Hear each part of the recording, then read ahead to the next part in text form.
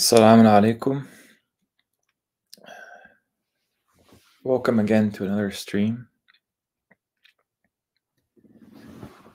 I know it's been a while, but I wanted to keep this one a bit open because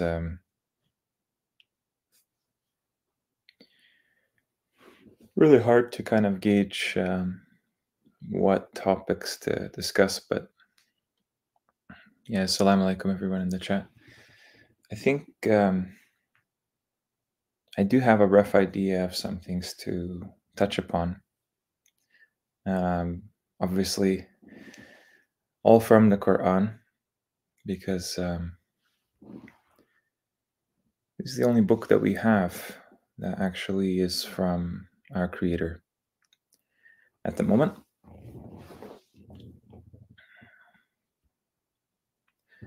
Assalamu alaikum, ARMBV.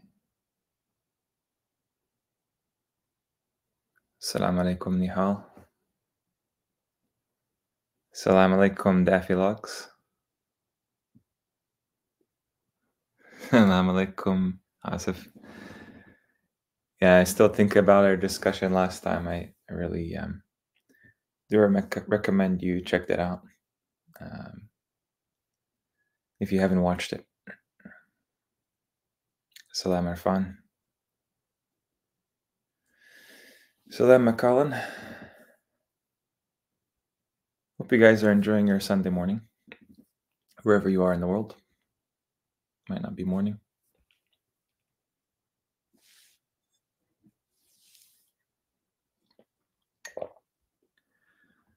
Salam alaikum, Still Wave. Salam Francisco.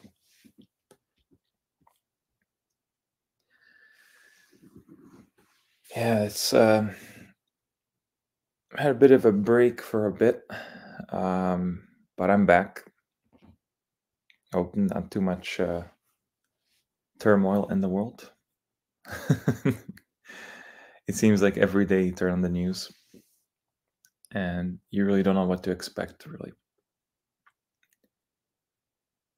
You just kind of play it day by day. Salam Farouk. Okay.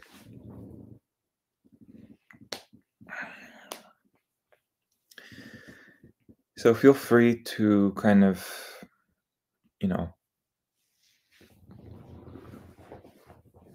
if you have any kind of questions or, burning concerns or whatever it is, we can look at it together. I did want to kind of reiterate a point. Let me see here. Assalamu alaikum, Ibrahim.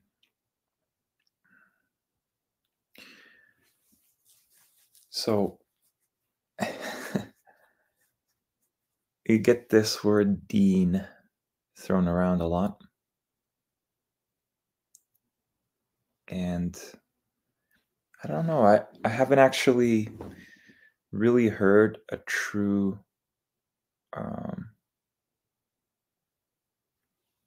definition, really, for this word, because it seems to change according to what ayah it's used in, how they translate it. Hopefully, you guys can hear me in the chat.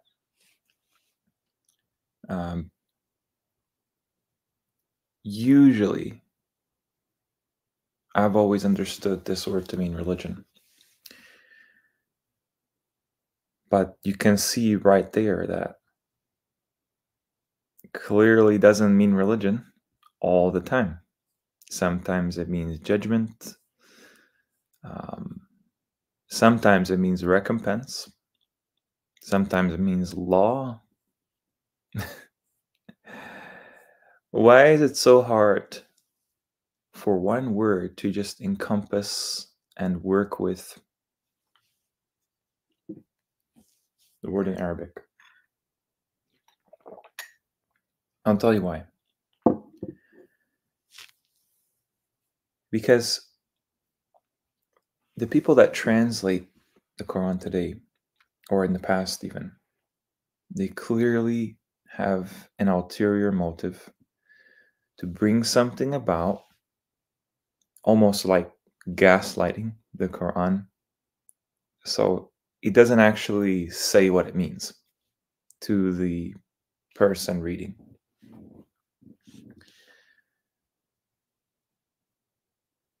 Okay. But I want to focus on just one phrase. And it's not used as often as you'd think. And you can imagine what that phrase is, right? It's very interesting. Let's find the truth that ad-din is a give and take. Dain means to give. Because this word here, Maliki Yom ad-din. Why not put, I've seen, in older translations, like the same, I think, Sahih International, it's like the day of judgment, or sorry, the sovereign of the day of judgment, sovereign of the day of religion, even.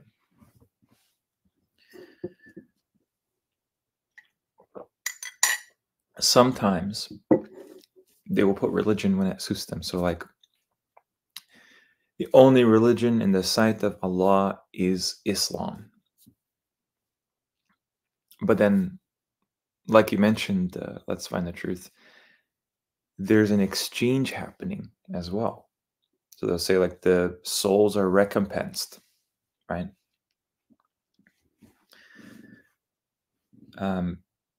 What does it mean to be a Malik? Is that simply a sovereign? Because they use the word sovereignty for that root as well, like mulk, even though it means kingdom.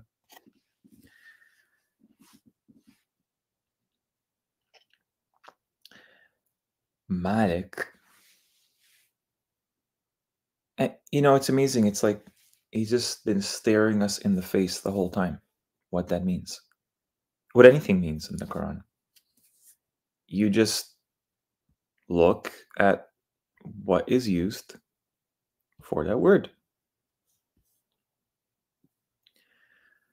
Master, owner, owners. Mamluk is something that's owned.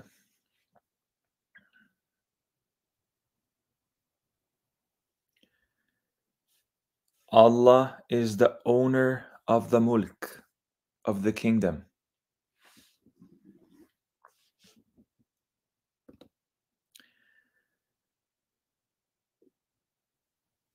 Do you not see that we have created for them from what our hands have made, grazing livestock, and they are their owners? Malikun, this is plural. This is for human beings.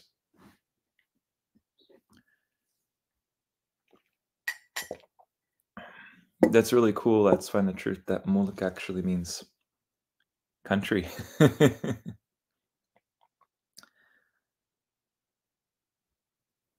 Malik, king. That's Malik. This is Malik. And how you can appreciate that the Arabic language is a code. It's a very precise code. You can't have any redundancy in that, else it's useless. So many people in the Quran alone, kind of wider umbrella term, if you can call it that, they don't really actually understand the significance of what that implies, this code. Malik, Malik. That's not the same word, so it's not the same meaning. Yet we're completely okay, apparently, like Sunnis and Shias, having this ayah, the third ayah of the Quran, be redundant like that.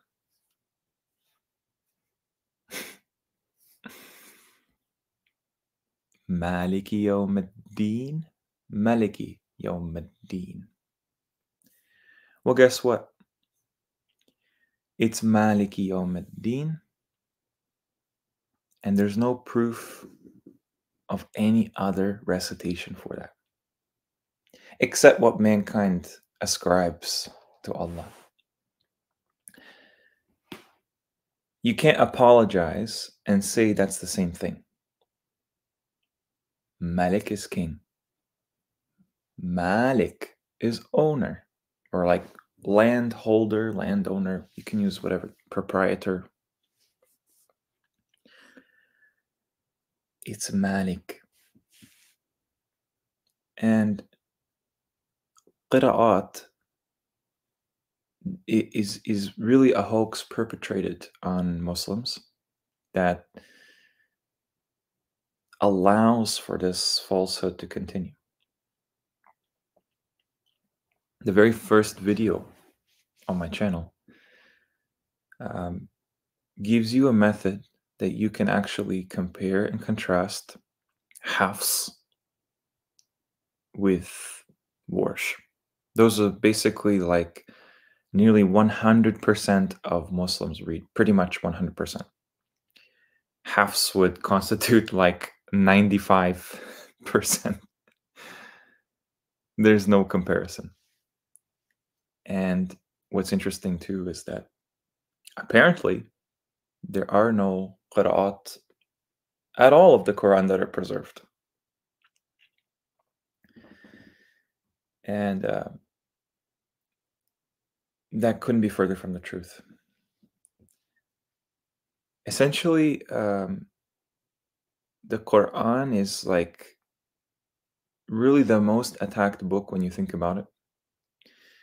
Really the book that actually nobody truly actually believes in except those who actually are very strong towards it being preserved. Because if it's not preserved, then what's the point? Then you can just write anything you want and claim it's from God or whatever you want. Let me ask you guys this thing. And then I'll kind of show you what this means in the Quran every time it's used. If any single marking, if any single symbol in there, let's just say was added over time, okay? So for example, this is a good example actually, Malik. You wouldn't know how to pronounce that unless you blindly believed some person, unless you had those markings telling you otherwise. And this is the deception that they have to use to convince people there's other qira'at. I'm not aware of that word in the Quran, qira'at. I'm aware of the word Qur'an in the Quran. That's one. Exactly, let's find the truth. If it's not preserved, it has no value. We can put it all together, okay? If anyone tells you the Quran is preserved, kind of sectarian Muslim, Qur'anist or whatever, ask them this. Does that include the diacritical marks? No. Okay, so what about the symbols in there? No, those were added apparently. What about the names of the surahs? No, that was just invented by the companions of the Prophet. What about the ayah numbers?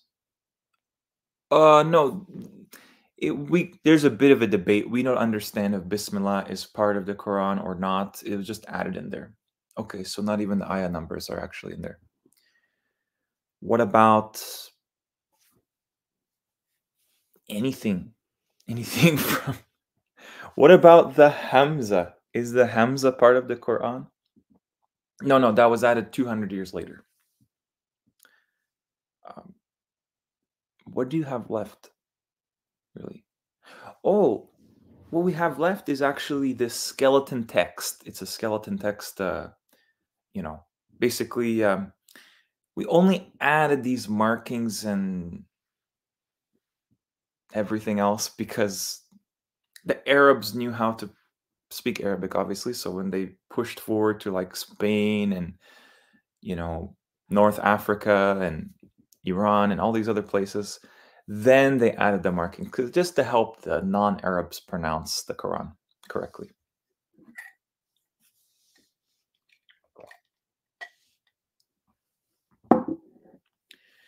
It's actually a very good point, Sam. Welcome to the stream. What convinced me it is fully preserved is when you showed those markings that occur 199 times, but they claim it's 240. If they could have tampered, it would be easiest to remove those markings since nobody recites them. This is why it's not a recital. And now I'll get into that. I mean, the whole this whole discussion can go millions of ways, really. It's not a recital. It's not a spell book that you can just hold and dress like some kind of one of the Kohanim at the Wailing Wall in Israel and ascribe purity to yourself that doesn't exist, really. That, you know, bending down and kneeling down and just going through the motions of things. I mean, these are all activities that basically every single religion follows. Think about it. The praying, the fasting, the washing, the reciting, even down to the beads. That's in pretty much every religion. Do you not think that maybe that's man-made? Maybe that's engineered for you to diminish this particular Quran first and foremost. Of course, these rituals, they have a purpose in this life, like everything has a purpose, as a sign of Allah being supreme. But think about it, like, where have you heard every single marking, every single word, every single, even the Arabic language is now in doubt itself. So if you actually go in the Quran, you will never actually be able to translate anything without some kind of scholarly approach, because they say, well, the dictionaries are all manufactured, the root systems are all manufactured, everything is fake. Arabic itself, we don't understand how they spoke Arabic back then.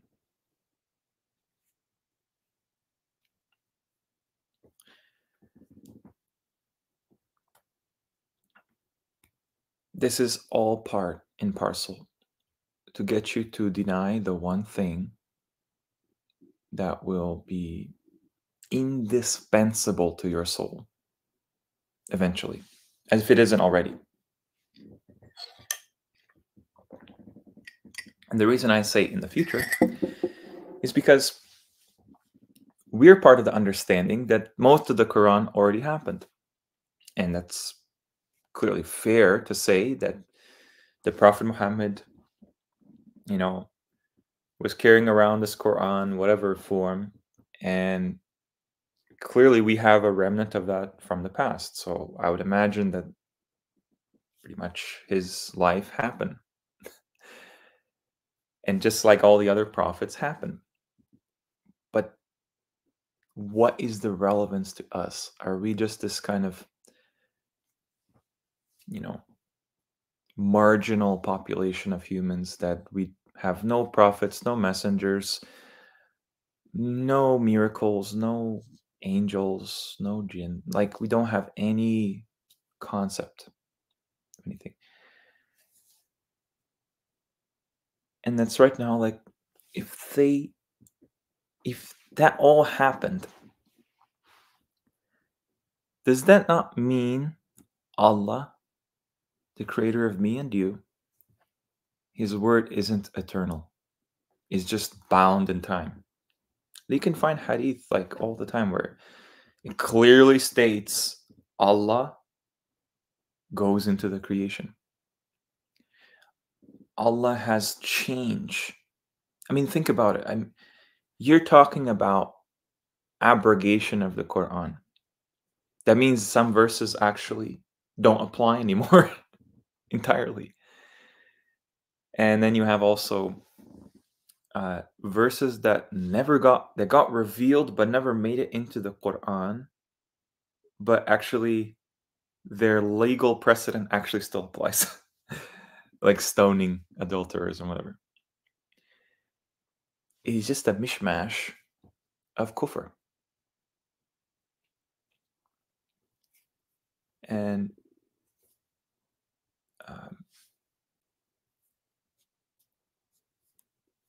what it boils down to is people are not ready to fully embrace, if they ever were ready, most of them, to fully embrace exactly what this revelation says without some part of them wanting it to be something else. Like, for example,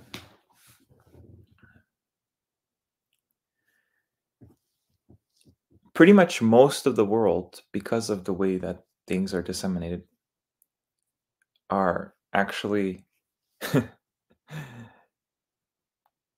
they're actually under the impression the Quran comes after the Bible. That means its stories, its context, its characters, its lessons are all post-biblical. And the Bible actually gives you the historical context and everything surrounding the Quran's events. When that's complete assumption, we have no proof either way. And I would argue there's more proof the Quran actually predates what we call the Bible today.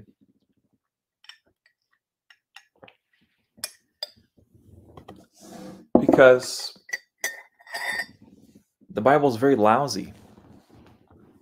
And you can definitively show it's authored by multiple human hands. I would even argue those humans had otherworldly support. And this is supposed to be the basis of the Quran, really. There's no proof of that. It's not even resembling how Allah talks in the Quran. It's not even in the language. It's not even in the same type of what they call like a combination between prose and poetry. But it really isn't. It's just the creator's speech. But this clearly this type of authorship has no comparison. It never will.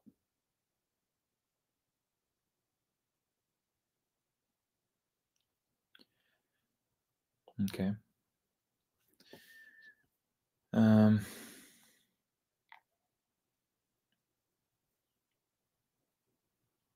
See here.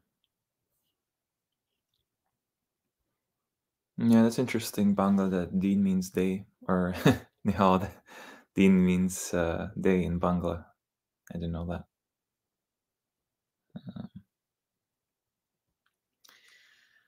How can the Quran unite humanity, and where have we gone wrong? Okay.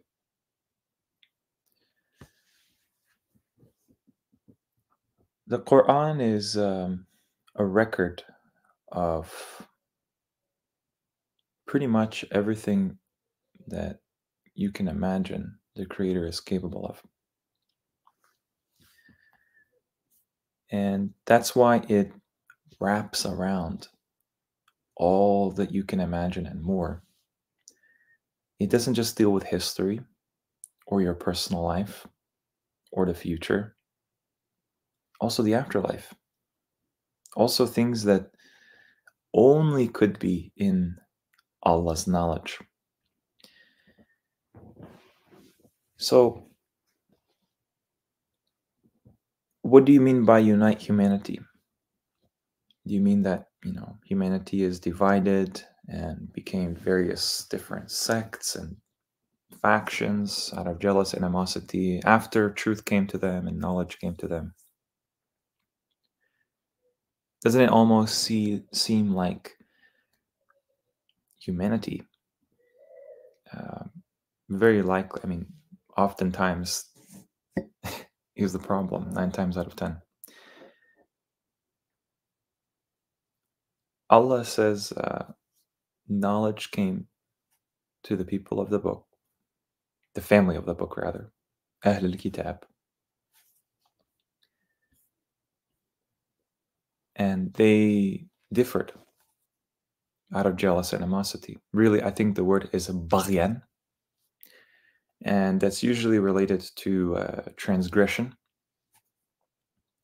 overstepping the boundaries, and coveting. So, when you covet what someone has, uh, usually it's related to jealousy, envy. So that's why usually they put in the translations jealous animosity. These are believers, actually. And believers are not perfect angels. They're susceptible to all of the same things that humans have done in the past, just like today. And that's why Allah even addresses the believers in the Quran directly. Why do you say what you do not do? Clearly, there is a maturation process of even the believers. And then, obviously, you can imagine for the other people, they will never unite. The point of this life is not for everyone to be rewarded just for existing, because that wouldn't be special. That's actually a concept in Kabbalah, where they believe mankind will be the savior at the end, and God doesn't do much of anything. So they kind of corrupt the world by mixing good and evil and truth and falsehood, so that God doesn't have any favorites or any kind of, um, special class of individuals that actually held true to what He sent. And everybody apparently enters, heaven on earth. What the Quran says is the majority of humanity is in hell. Because you have to imagine that from Allah's perspective, there's no time dividing Him from the creation.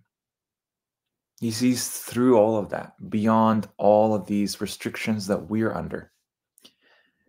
So the way Allah talks is actually the opposite of what people think. They think, I'm going to go pray to Him and Allah's going to wait for me to answer my prayers. No, not at all. If anything, He already put that in His plan way before you even existed, that you're going to pray on this day and that day.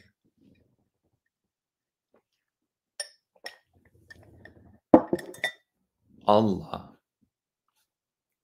talks about the afterlife. He talks about the day of judgment. He talks about the beginning of the universe. He talks about the repetition of the cosmos. He talks about believers as if everything is all done. They're just in Jannah. He can literally see things from any aspect, and it would still be true. We can't. All you have to do is search in the Quran, most of them. Just that phrase, and see what you get. Most of them. I think at some point I did a list of that, and it does kind of show you this is why humanity will not be united, except within the respective groups that form the minority and the majority of humanity. So, yeah, the believers, obviously, they'll be united in the end. But that's a small amount of people, proportionally. The reason why the Quran is the center of that prospect and nothing else is because it's the only thing with absolute truth, unadulterated. Here it is. You guys ready? Most of them do not believe. Most of them are defiantly disobedient. Most of them do not reason. Most of them are ignorant. Have you noticed that just from the very first few, it's related to your thought process? That's like the starting point. If you don't reason, if you don't know, if you're ignorant, congratulations, you're in the majority. You're nothing special. If you're not grateful. So that's actually very interesting because that shows there's a character that's being developed. When someone says you have good character, defiantly disobedient. And by the way, I can't vouch for the exact translation of these, but you get the idea, right? Do not know. Most of them do not know. Most of them are defiantly disobedient. Most of them follow not except assumption.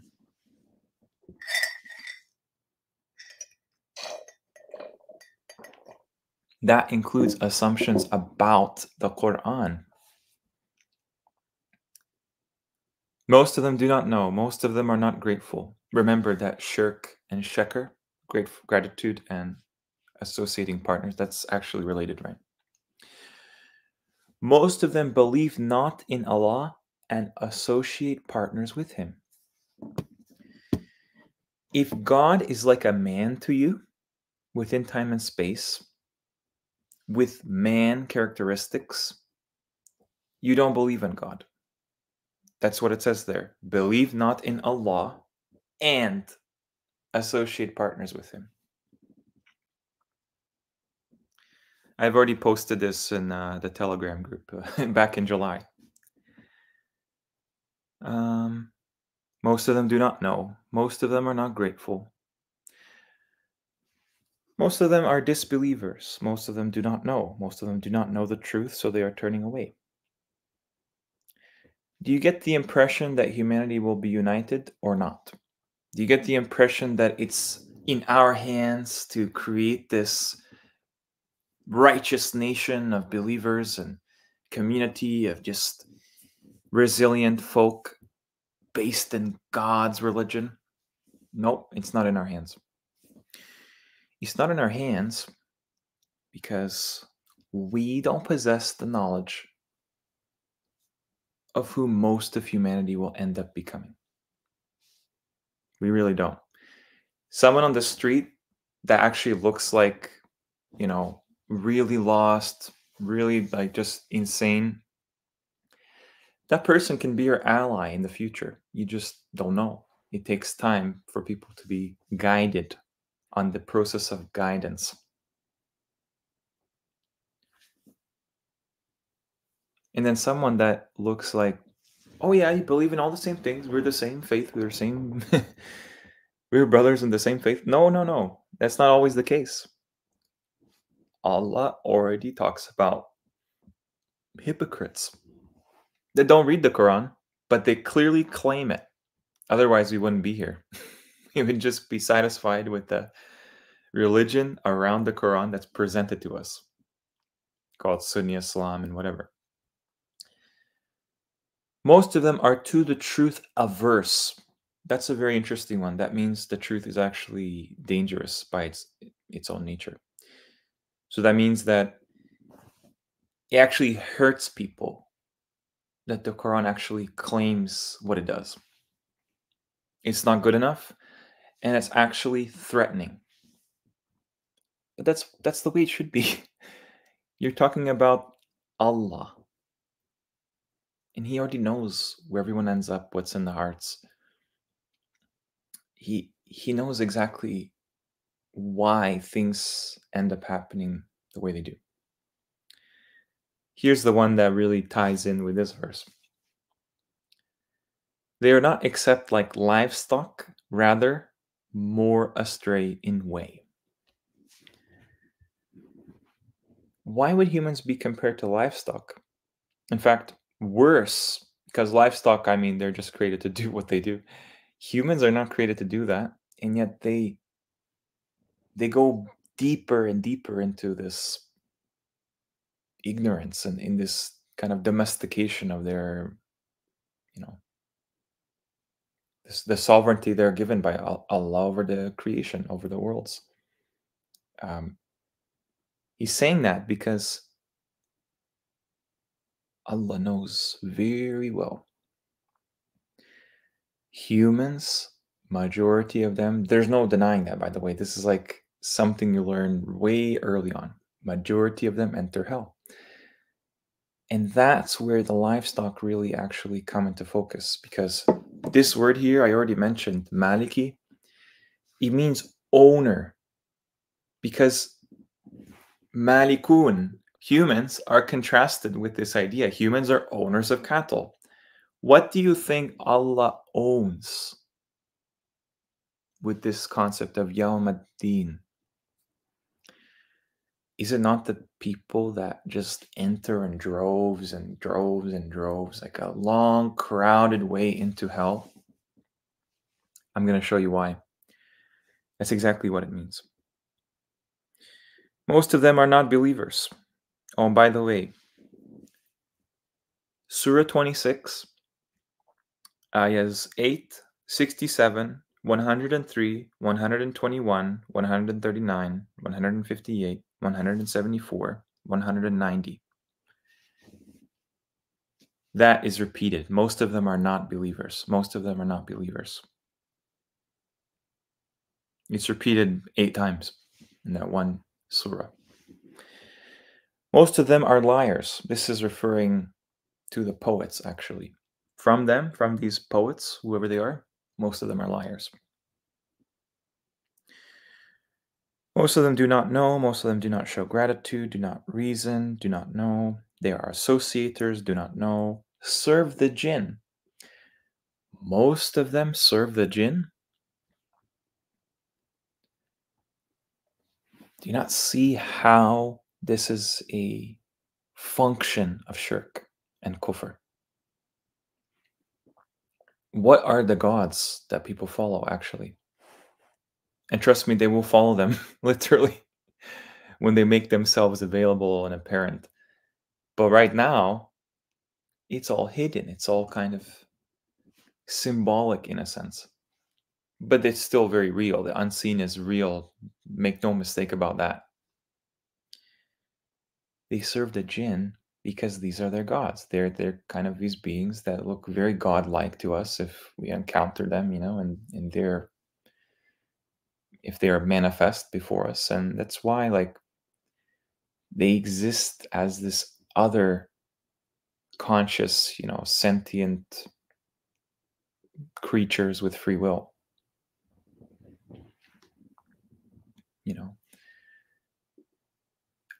A portion of which are literally hell bent on sending most of humanity to hell. And they seem to accomplish that because even Shaitan, Iblis, he's very much aware of what he has authority over. He actually, Shaitan actually tells you very openly in the very beginning, I will mislead them all, next ayah, except the mukhlasin. Those people, al-mukhlasin, in the end, they're the only ones sincere to Allah in any way. And so they're the only ones that are exempt from the ultimate deception or delusion of Shaitan. It's a huge minority of all the humans that have ever existed. What else? Do not believe, do not know. They turn away, so they do not hear, do not know, do not use reason, do not know. A lot of it is do not know. So you can see knowledge is kind of the stumbling block for humanity. Ignorance, not reasoning. And like I mentioned in on Let's Find the Truth channel last time, I think 2 weeks ago, what is the Quran for? Who is it for in the end? Is it for people that just, pump iron every day in the gym? Is it for people that are like health Nazis that they have to measure every single like gram of what they put in their body as if that like makes them better people or anything? No. It's for people that take the Quran seriously, as seriously as you can imagine, because of the implications, right? You're talking about afterlife. The afterlife is forever. It's for people who reason, a people who know, a people who remember, a people who think, a people who are conscious of Allah. And if you want to put fear in there, then you kind of have to do a bit of mental gymnastics to figure out that that word is used in a defensive way. That's why, like, there's no contradiction in the Quran. Allah says, do not have fear, khawf. And then apparently taqwa is fear as well, when it doesn't even work that way. You want to see why? I mean, I know I'll come back to this, but Surah Al-Baqarah is really the first extensive chapter of the Quran. And this is what they put muttaqeen as. You can see that on the screen, right? For the God conscious.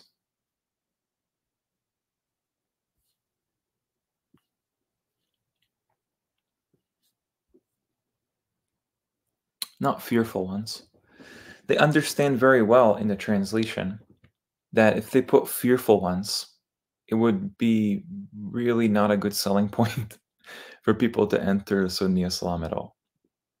But let's just see what this means. Righteous, pious, righteous, righteous. Those who fear him. Righteous, pious, pious, righteous. Allah fearing. Fear, fear, fear, fear, fear, fear. Righteous, righteous, righteous, righteous, righteous, righteous. Oh, what's this? Precaution. Defender, protector. That's strange. I thought it was about fear. We go up higher, higher. Let's see.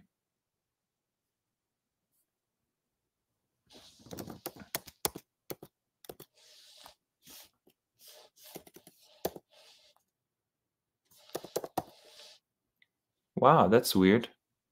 Save us, protect us, protect him. Allah protected them. وَوَقَانَا يُقَى. And keep in mind, this is really the root. Waqa. You can see it here. Waqi. That's the root. Protect you, protect you, protect you. Allah is not afraid of anything. He created everything. So, do you become righteous by being in fear? Is that how you become righteous? Does Allah want slaves? No. He's not a slave owner. He's not a tyrant. There's no way around that. He's really the ultimate glorification, the ultimate glory that can possibly exist beyond what we can describe. He's not the God of the Bible, like Nihal states here, because the God of the Bible is false. He's just a faker. And that's why the God of the Bible is very tyrannical. An atheist is justified by assuming the Bible actually is from God. Any part of it. Any part of it.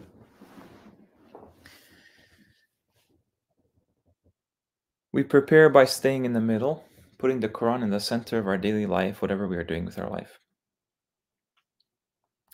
It kind of ties in with this question. So, if this life is the preparation period for the test as you claim, how should we prepare? Being a stoic, a monk, a UFC fighter, a businessman, or just life?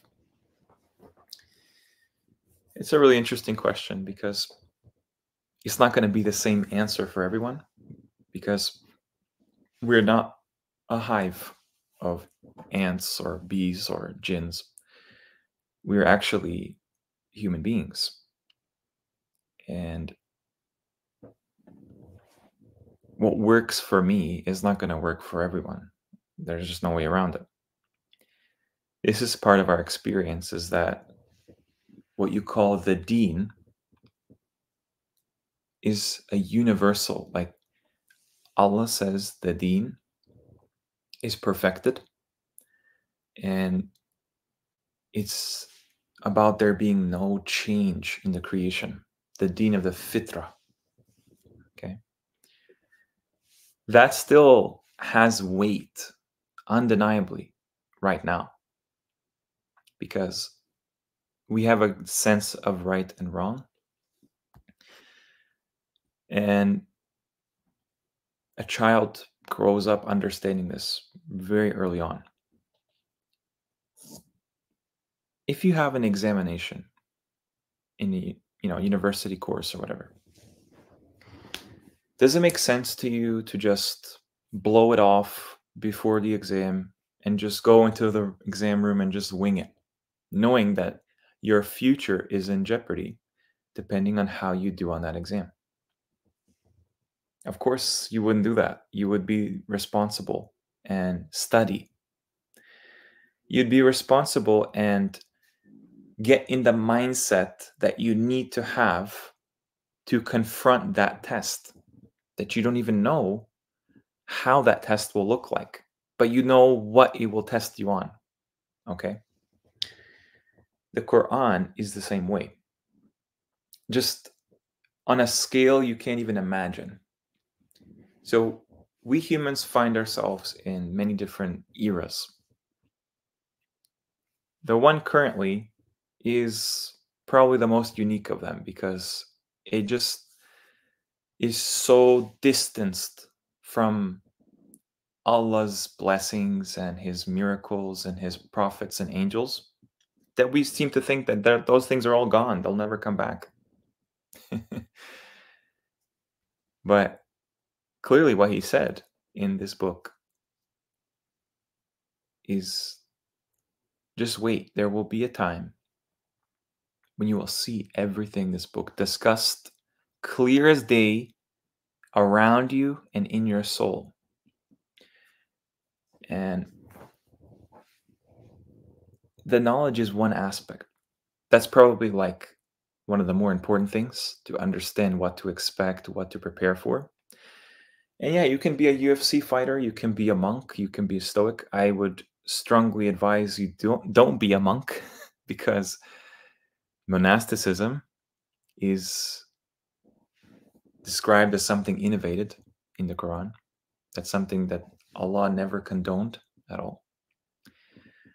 But in your personal life, clearly you should see this trend towards improvement in your character, in your attitude, in your resolve, in your connection to Allah, whatever that is. Because you will need those traits, you'll need those qualities during the hour. Let me give you an example.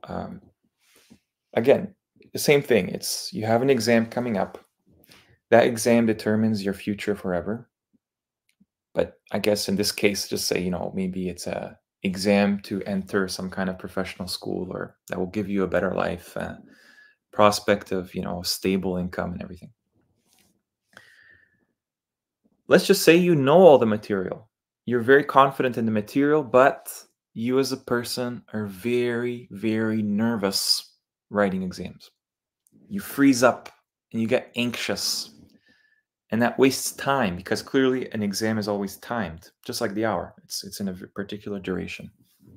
When the time is up, that's it. You can't just do it over again. You get one chance. Work on your character now so that when the hour comes, and it will come, I mean, this phrase,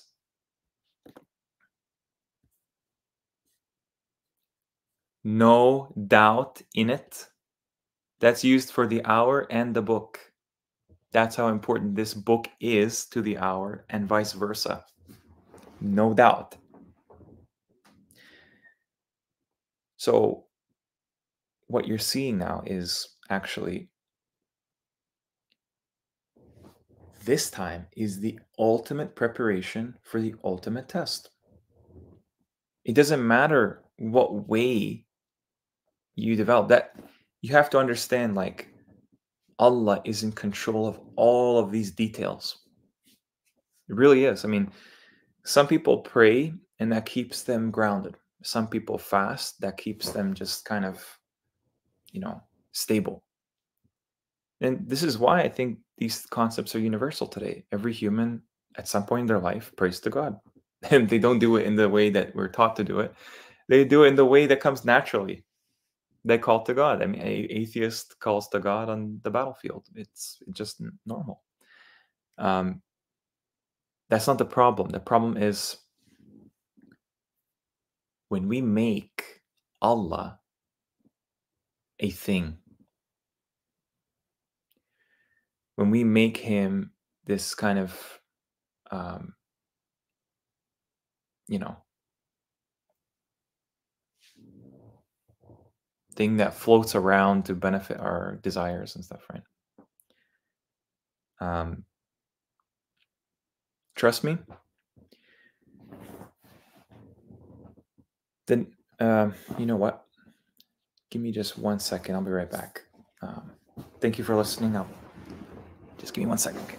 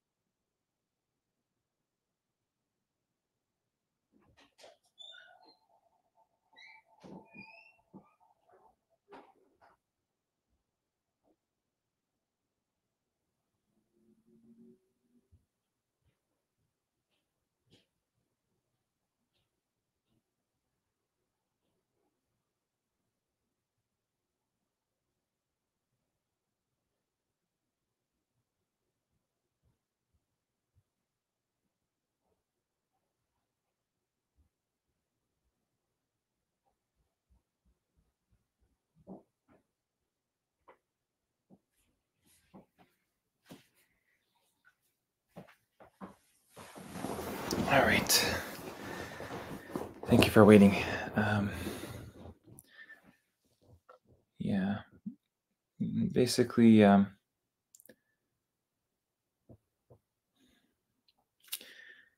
this is what I was getting at, Kenan.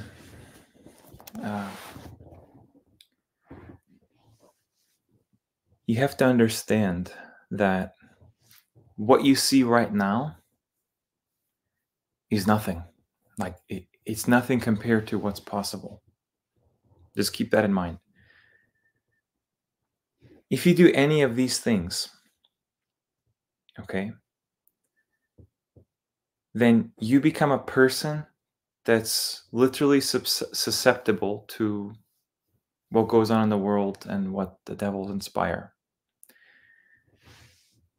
In the future, when you start to see when people are given more blessing, more power, more strength, more health, more vitality, they will relish whatever they're doing now or during their lives even more. Doesn't Allah say those who do not remember, we will make them forget themselves because they forgot our remembrance? And that doesn't mean that you just remember to repeat Allah's name all over and over and over and over again. Do you remember your father or your spouse like that? You just repeat their name over and over and over again?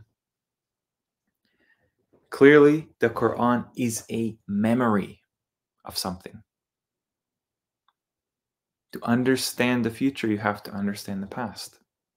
So you know what you are, where you're going, what happened. We haven't been clued in this world what happened. We've just been lied about it. So that way, it increases the likelihood of someone being totally misguided and led astray. These sins that you see right now, Kenan, they exist in our world. Of course they do. And they shape the people that commit them. I'm not going to pretend to understand the ins and outs of all these. Is this obligatory? Is this, halal? Is this haram? That's not the point. The point is you get a taste of what's to come in this life. So that whatever you did now will be your mentality and your approach and your result during the test, pretty much. The believers in the times of the prophets, didn't they follow their prophets? Right? Imagine if there was a prophet right now and he's traveling the world, warning the governments and people following him, people denying him, calling him a witch or a sorcerer or a possessed or whatever. Okay. Well, of course, those believers in the past, they are just the perfect people in preparation for the hour during their worldly life. They didn't do any of these things because they understand that's something that something that people that believe in Allah in the last day do not do. And trust me, if you're a murderer or you're an adulterer, okay, you will have every opportunity to live that out in a way that seals your fate during the hour. Because think about it. Somebody dies in this life, even in modern times, and they're a serial killer. Okay. Let's just say they're under the age of 40. Because apparently if you're not 40 years old, you're not accountable, apparently. No, there is no 40 years of age anything. That's invented to justify Islamic history and everything. That's not the case. What is the case, though, is everyone is recompensed collectively during this period. They're raised alive simultaneously. Pretty much people will be living simultaneously with their ancestors. I've proven this in older videos. That serial killer, his entrance into the exam is what he did in his life. Okay? And what does Allah do? He rolls out the red carpet for everyone. If you wanna try to play games like you did in the last time during this test, go right ahead. Plan against me. That's how Allah speaks. And so they do. Fir'aun, he's a genocidal maniac, Fir'aun. So what will he do in the end? What do you think Fir'aun will do in the end? I mean, his body is brought back to life, like everyone else. Oh, he will do exactly the same thing. He will find Musa again, and he'll say, oh, this is a liar. This is a magician.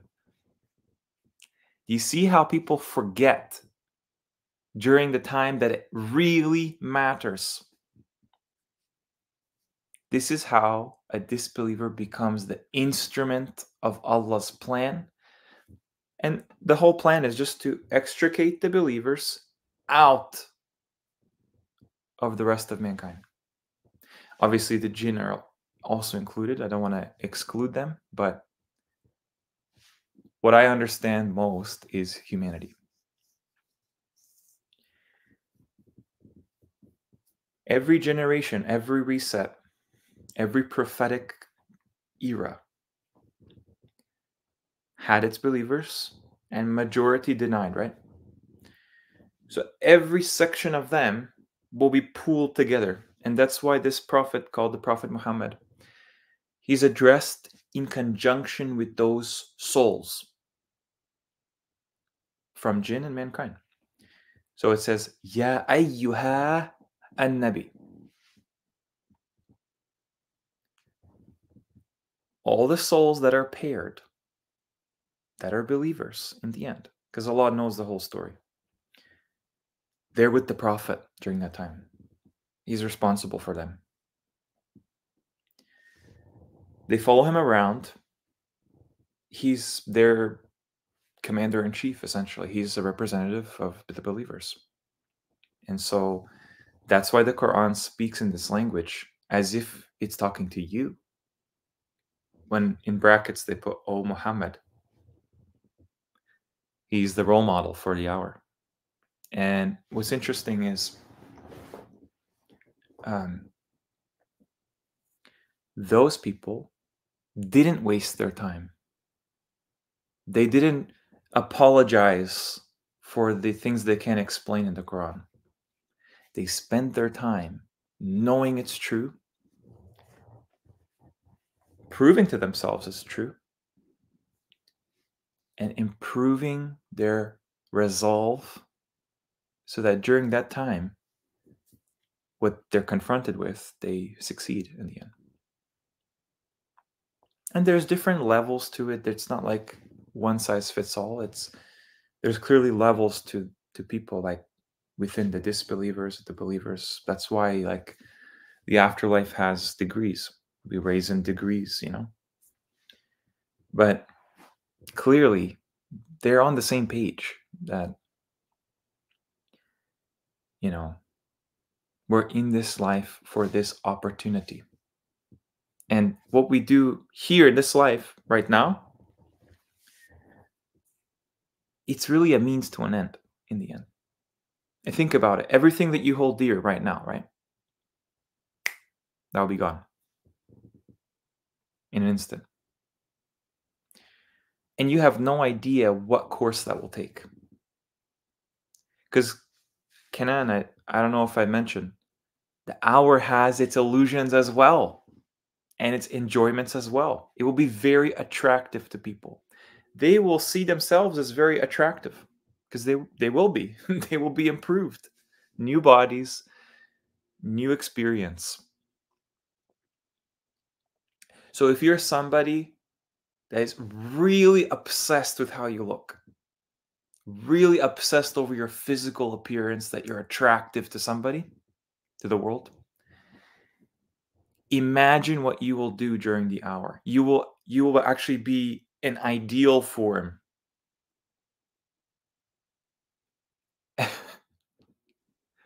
Those people will fail instantly from the get-go. They will think they're gods. They will think they're like angels or something. They will think they're messengers. And nothing could be further from the truth. Yeah, still wave. Like I said,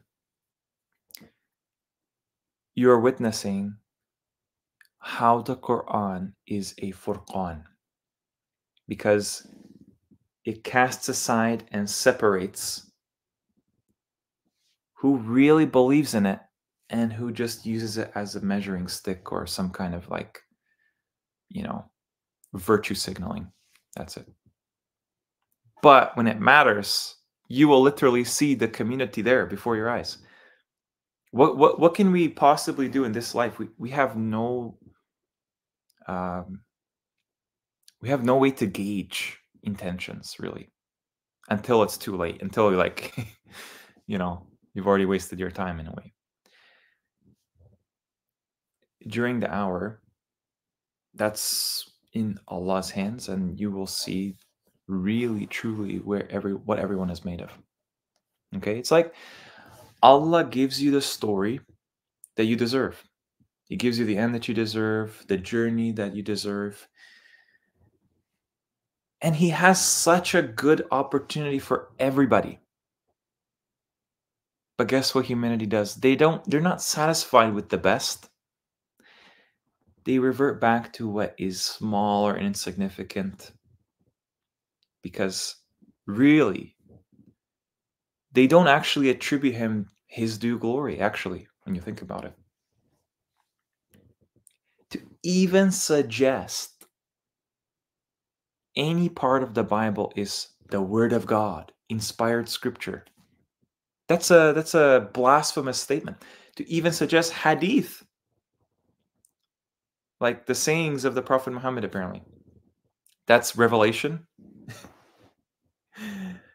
No, I'm sorry, that's shirk. This is why they don't truly understand what they're saying. Like, yeah. Hope that makes sense. I'm just trying to keep up with the chat. Kenan, since the NWO elites know the Quran is from Allah, and they did this grand conspiracy against the Quran, it could be that they came to such a conclusion, perhaps. Oh yeah, you'll know right away that what we're just, with Allah's permission, just kind of figuring out and piecing together, these people have known from the beginning, from the very beginning of history, that as we know it. And so they covet this knowledge clearly. And imagine if I told you like some aspect. I haven't mentioned yet a lot of things on this channel. If I told you some things and you had a lot of power in the world and sway and influence, it can get to your head, because you will start to think, oh, I'm actually very important. I'm actually very... This is what happened. Unfortunately, Ahl al-Kitab, Bani Israel, Bani Adam for that matter, the knowledge and the blessings went to their head. The privileges got to them. And this is why they do what they're doing. Simple as that. This is all just a gatekeeping exercise, so that you go to this test unprepared, which increases the chances of you entering hell. Why do I say increases the chances? Well, that's because Allah's mercy is so vast. You want to talk about attributes of Allah? The first two and the most mentioned ones before every surah except Surah 9, Ar-Rahman, Ar-Rahim. And please, like, don't tell me Ar-Rahman means Almighty. That's Al-Aziz. Ar-Rahman is beyond His might, his strength. That's already known. Everybody can understand that. Ar-Rahman is a bit difficult. And think about what that's connected to. Rahim, a womb, a maternal field. That's what we call a matrix, actually. Matrix means mother in Latin. And Rahim, everybody agrees that means merciful, compassionate, and everything. This is what Allah opens most of the Quran with. So, of course, if you never had the chance, don't worry. You will have the chance. That's why Allah pretty much grants Jannah through His mercy alone, actually. Doesn't matter, even you being exposed to this information or anything that benefits you, that's ultimately from His mercy, isn't it? We didn't do this by ourselves. We cannot claim that we did this all of our own volition. No, He presented the privilege all the time. If you have a child, that's a privilege. If you have a roof over your head, that's a privilege. That's a mercy from Him. And this is something we have to constantly be aware of. Okay? It's ultimately in His knowledge and His mercy. What does Allah say in the Quran? His mercy and His knowledge encompasses everything. No punishment in there. The punishment is part of a mercy, actually. The Allah, the Avenger, that's part of mercy. Rahman is actually from the root for mercy. We think mercy is weakness. That's our problem. We think that's weakness, but it's actually the ultimate strength, because if you're a being with complete power, the fact that you have any mercy towards what you created, that shows real power. Because instead of just acting like a child and just destroying people at will, no, He says they wronged themselves. That's why it equalized for them this punishment. It's completely rational. Allah does the quantifying, and He allocates obviously angels to help, not to help Him, but to carry that out, because He's beyond these functions even. And they earned that. He doesn't just punish people willy-nilly. His mercy encompasses everything before His knowledge even. Technically, it's simultaneous. But the order He phrased that is mercy first. That should really speak to you. If you ever have doubt in the stability of your life and things are looking very bad, that's just part of the story. Like, you have to understand, you wouldn't want to read a story that just doesn't have these, ups and downs, highs and lows. If you don't know who Allah is, how can you be grateful to Him? That's essentially why shirk and shakr are connected.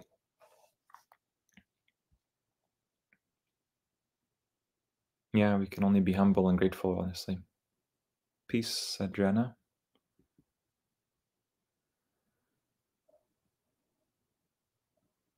No, most of them are in the fire. Okay. It doesn't have to say most of them. That's just most of them, by the way. I didn't even search most. Most of them had those things. But that's not all the places it uses the word most. Akthar. If you look at where it says most, you will probably find that. Yeah. Allah owns the non-believers. Peace.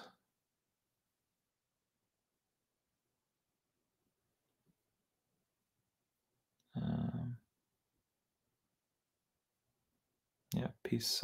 Obviously, you're here to serve, but Allah doesn't even need your service. It's to prove a point. You are the creation. You are subject to Him, and He's the author of your story. So embrace it. Embrace your story. Don't conform yourself to what is expected of you by a man made system, by a man made perception, and ultimately a jinn made perception of yourself. I had this issue when I was, you know, took my Shahada, years ago. And right off the bat, there's a pushback. It's like you enter Islam, and now you have to change yourself. That doesn't sound like a universal concept then. A system for the worlds. It sounds like a cover for something else. That's because that system doesn't actually um, represent what the Quran teaches.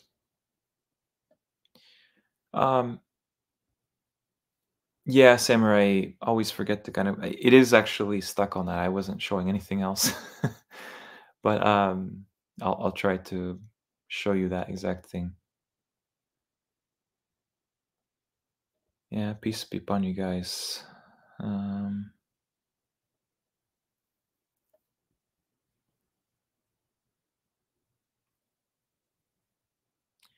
not sure what you're referencing there about the jinn, Adriana, but maybe you think regarding that story where Adam has this like honor given to him by Allah, that the angels, they show reverence to him, they pay homage to Adam. And Iblis, he clearly gets exposed in that regard because he's not actually from the angels. That might be what you're referring to, because I think you are saying, what does it mean to be an angel?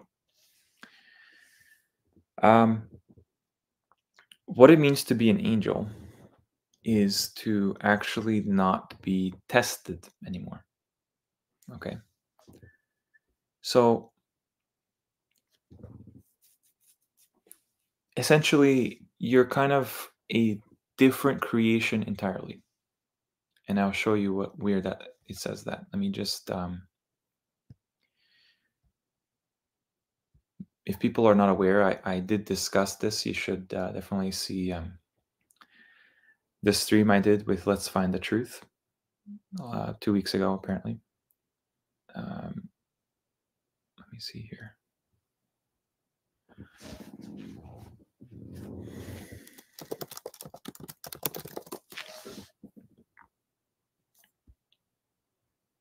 I'm not going to find it. Let me see.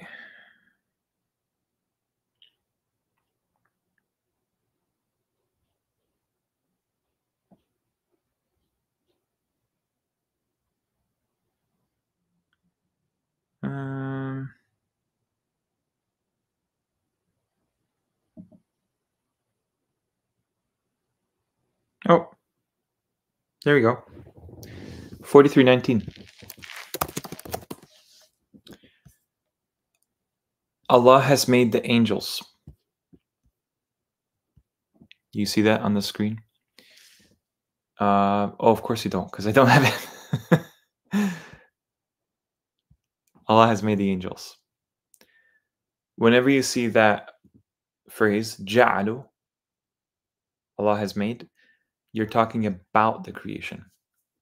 Specifically, Allah's creation. Not something that we make, like the Kaaba is clearly made by men. Like it's a kind of, in Saudi Arabia, what they call the Kaaba. That's not what the Quran is talking about, the Kaaba, because men have made that. And Allah says in the Quran, Allah made the Kaaba. Okay. But in this regard, let me just see for more context. it's hard to really memorize every aspect. Da, da, da, da. Where was it?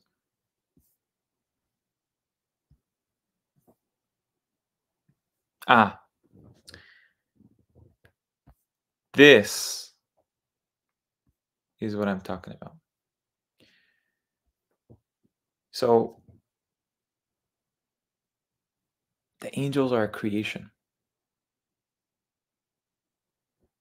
Full stop. And it's interesting that people think they're a rank. And I brought that up in that video I did with Let's Find the Truth. An angel is exempt from any test. They literally exist to facilitate the test for the actual beings of free will, jinn and humans, and everything under those categories. Okay, so Iblis would fall under the jinn category. The prophets of that are mentioned in the Quran and the humans, those are all humans, right? So they're literally like extensions in the creation of Allah's authority. That's why when he speaks, we did this and we did that, he's talking about himself and the angels. There's no royal we in the Quran. It wouldn't work in Arabic. And there's no gods, really, in actuality. There's Allah, and then there's the angels that work. Sometimes Allah speaks in first person, and that's exclusively him. But yeah, he delegates authority to an angel, any angel, to do a certain function. And they do it with perfect precision, exactly as, like I mentioned that stream, they're like the perfect employees for God's, his workplace, and essentially, which is the universe.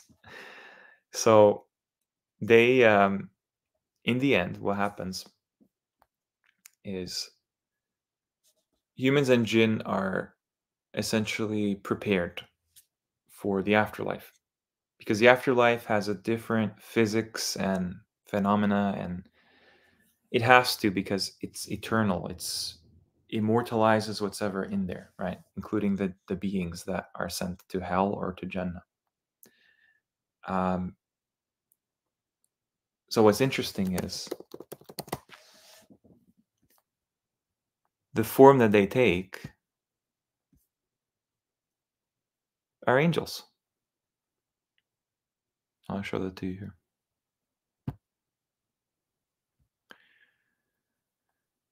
If there are any 19ers in the chat, please reflect upon this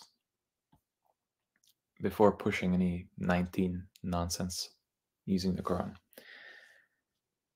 Allah says over Saqar. And what is Saqar? Saqar is some kind of part of hell. And it's so incomprehensible that Allah uses this phrase of speaking, which is وَمَا أَدْرَاكَ مَا. Like, how could you possibly understand what Saqar is?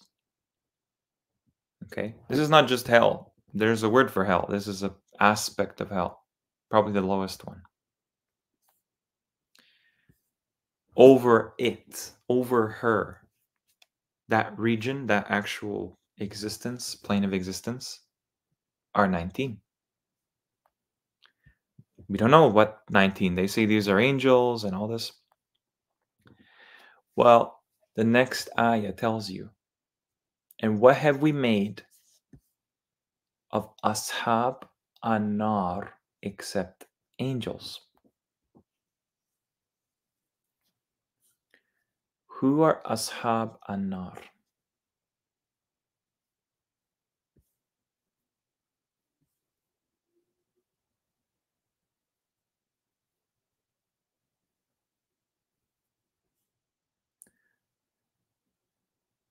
Ashab an-nar are the people punished in hell, because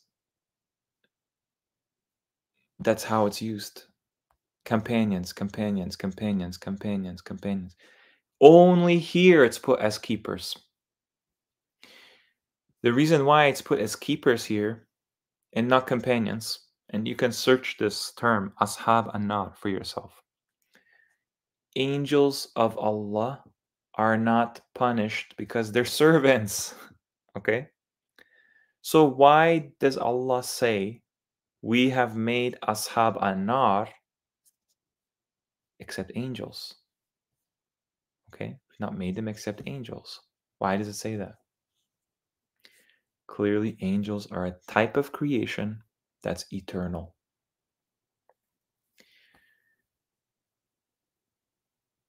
The hell is so painfully torturous and punishing to the human form that in the afterlife, people are sent as a type of angel to it, so they can be eternally punished. That's how bad it is. So it's like, that's how severe it is, the penalty, the punishment of Allah, that you wouldn't even survive, I don't know, a second being there, except if your form was made eternalized like angels.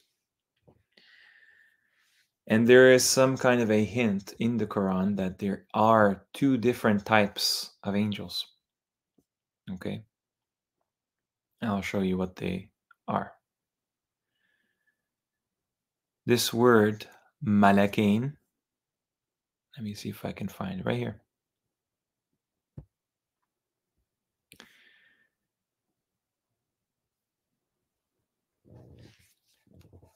Shaitan whispered to both of them to make apparent to them which was concealed from their shame. He said, your Lord did not forbid you of this of the tree, except that you become two angels or become of the immortals. He's not lying. Whether you get placed in Jannah or Jahannam, that's forever. You're immortal. But you notice that the or there is inclusive.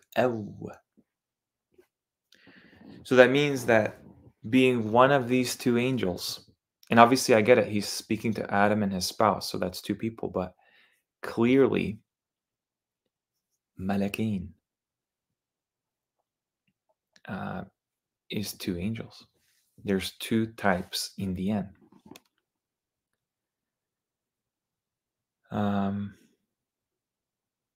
So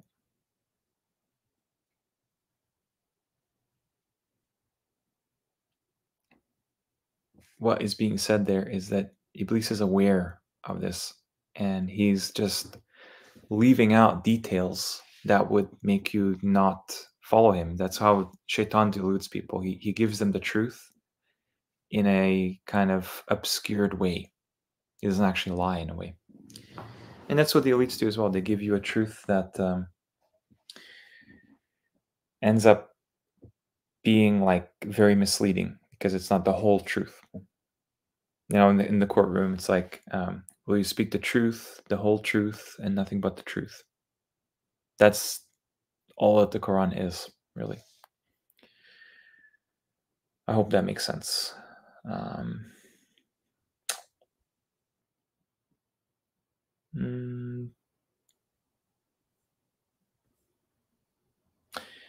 Yeah, McCollum, that's the idea is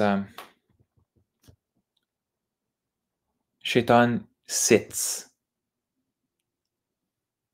for those of the straight path. So if you are somebody that ends up ascending the straight path, he's concerned with you because you're the target. Everyone else, why would they be the target? Why would Christians or Sunnis or that's just easy prey. They fell for the most ludicrous ideas already. So they're kind of okay. But the people that are really like focusing on this Quran, and they're in the crosshairs, for sure. This is the only book that acknowledges the existence of a devil that is the father of devils, like Shaitan, Iblis. I'm not aware of any other book or any other source of information that identifies the devil by name and gives him his own species that he is part of, and talks about his civilization and his tribe and what he set out to do. Um, the details are immaculate, and it even claims that the devil inspires things and transcribes, his words are transcribed for us today. So Allah makes sure to say this is not the word of an expelled devil. A lot of Christians, in their ignorance, they claim the Quran is a demonic revelation. And all throughout the Quran, Allah is saying that this is not the word of a devil. Done. The whole way through, Allah is cursing Shaitan, and He's telling you to not be afraid of him, don't fear his allies. So nothing could be further from the truth. Yeah, Kenan, essentially, like, you're already, I hope I'm pronouncing your name right. You're essentially aware of this, right? Like, you've known your whole life. If you're a believer, you've known your whole life what this world boils down to. And it's just you're on the process of growing in strength and knowledge, really. Like Musa, like Harun, like Muhammad, like Isa, they all matured. Ibrahim is probably the best example.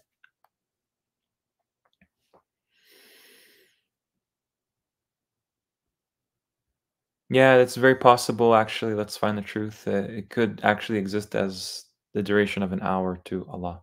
So that's one thing. Yeah, definitely. Knowledge is power. They plan, but Allah is the best planner. He encompasses the criminals in their plan. Spread the truth, use your discernment, have wisdom as much as you can.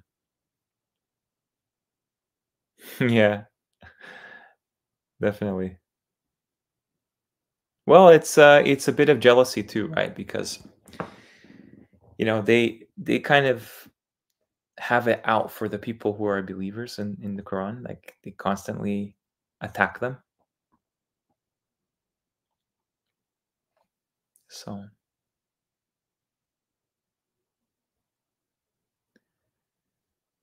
they're basically pretenders, right? The disbelievers are like kind of, um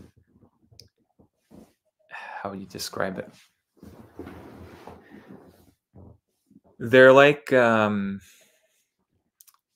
wannabes. Wannabes, plain and simple. See, the truth is actually as simple. It's not actually that complicated. But at the same time, it's very intricate because the designer is the most knowing. So the question is, Aline in 3875, would it be the people listed in 298 exclusive? Well, let's check that out. I'll just make another one here so I can. So it's 3875, Surah Sad.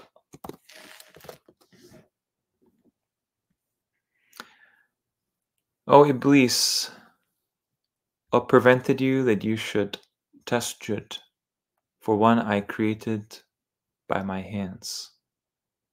Are you arrogant, or are you from the Aleen?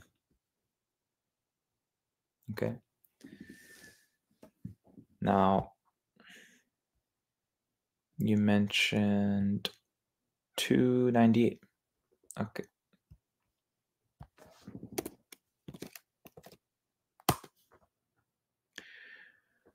Whoever was an enemy for Allah and His angels and His messengers and Jibreel and Mikal, so indeed Allah is an enemy to the kafirin. So what you're asking is,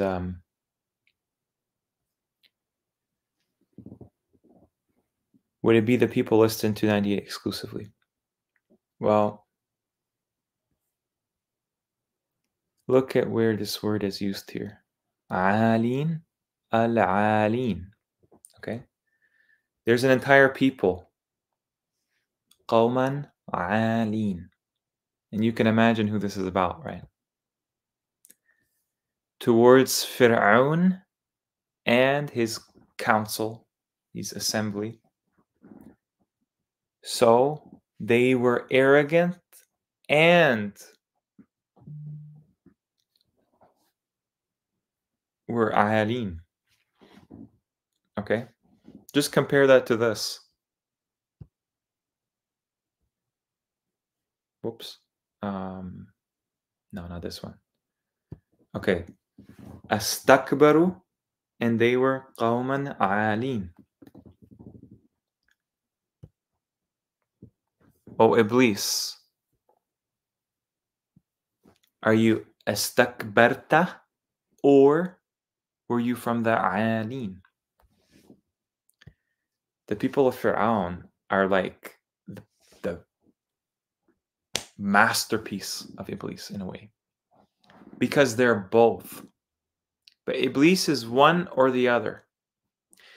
And the reason why is because it's like, I don't know why exactly Iblis is given this exclusive over when it comes to this. Like, are you arrogant, or are you these exalted ones? I don't know what that really refers to in actuality, but yeah.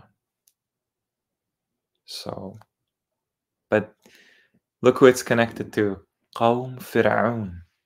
Qawm Fir'aun are literally kafirin. Like this is what they explain the creation, what they explain the divine as. Just they explain it away as magic. They deny and obscure all kinds of obvious proofs, self-evident proofs of Allah's existence, His supremacy, His miracles that He shows via His messengers, right?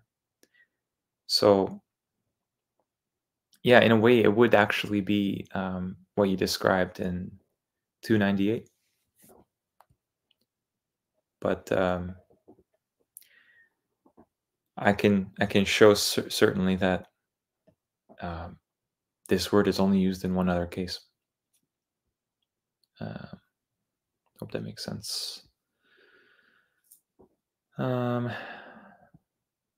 Yeah, sorry, Care Bear. I don't know what's wrong. Telegram is kind of weird on smartphones. I think like maybe if you try uninstalling the app or downloading it from the actual like, I don't know actually. I don't know. It's definitely not empty, but yeah. Wish I could help. Yeah, of course, they're not made from fire. Angels are kind of a strange creation because they kind of embody aspects of humans and aspects of jinn. They're clearly very formidable. Like one angel is just unmatchable by jinns and humans, right? In their strength and their authority and powers, really.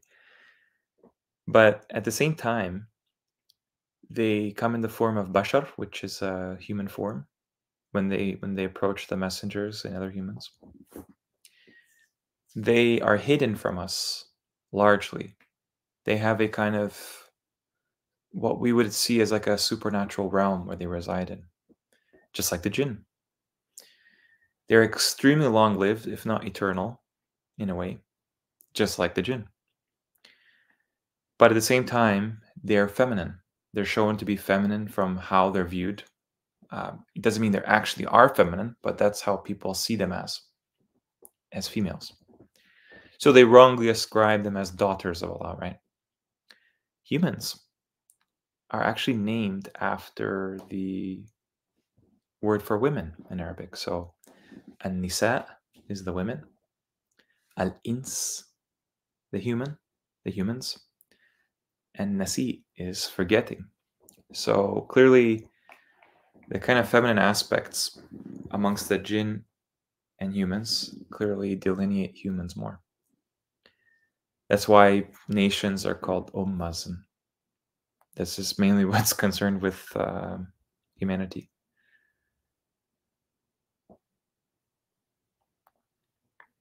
Well, that's the thing, is we don't actually know what their form is. I've actually seen representation um, as what you're describing there, like equations and, natural laws of the universe in a way. But they kind of seem to reduce down, simplify their almost like geometric kind of existence in a way that we would understand as humans, right? So yeah, you could be right with that. I'm not denying, like, leaving out all the possibilities there, but clearly, I think that it's not necessarily 19 angels. That's what we're told as the only possibility. It's not the case. Ashab al-Kahf, yeah. Um, yeah, well, here's the thing. I'm not actually saying that, like, they're unconscious things. They're conscious, clearly. They're clearly beings. There's no way around it. But what is their true form? That's kind of a mystery, really. That's in Allah's knowledge, right? For example, there is actually a clue from the Quran that they're very, very, very big, very big, and they literally shrink as they come into our world. So one such example of that is, I wonder if I can find it.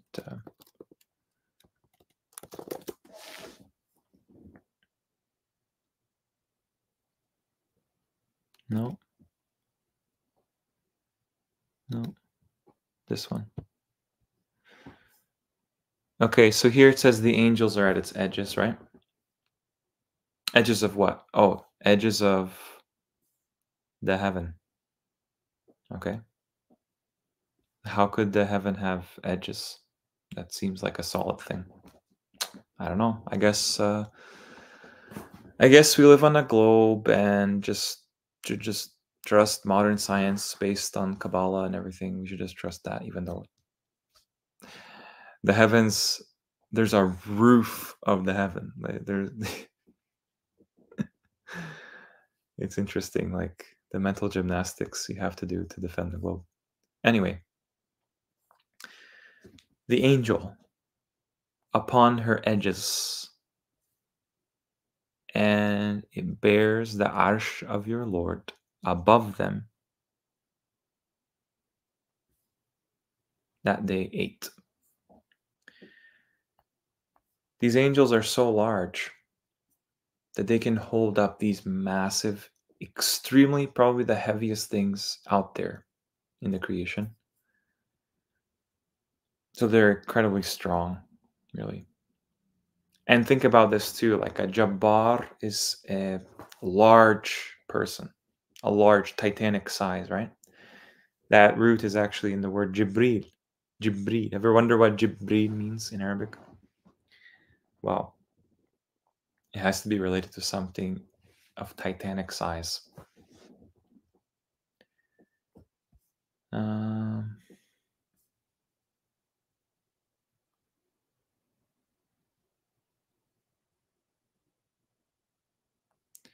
yeah, that I appreciate that, Kaike Chrysostomo, because it is as much personal as it is, hard to comprehend. Like it's kind of,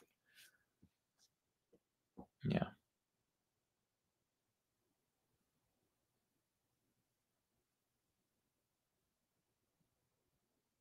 Yeah, that's good. That's good, Carnutix. I'm glad you're on the. Um, glad we're on the same page. Let's see. I'm kind of. Maybe I can just 1 sec.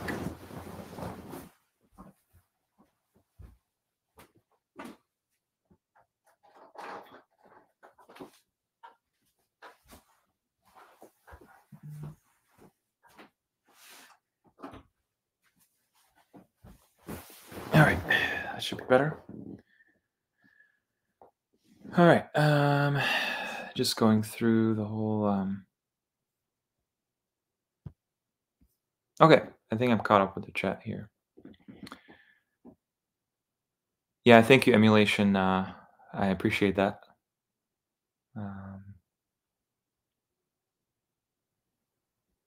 Yeah, that's okay. I just, I, it's an interesting discussion for sure. Okay, so why is the Quran so impressive? I guess we're always told the same idea. It's like, um,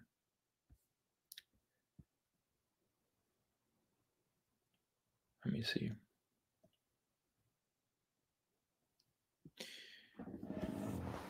One of the really interesting functions of the Quran is that it's called a Furqan. Furqan is related to the word faraqa. That's a root. Fa, ra, qaf. Okay? But what's amazing is that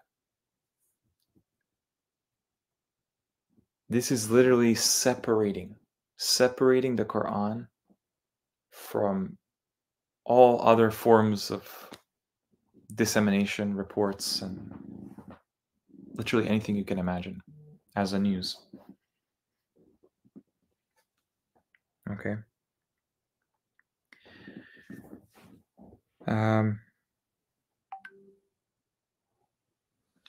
1 sec here.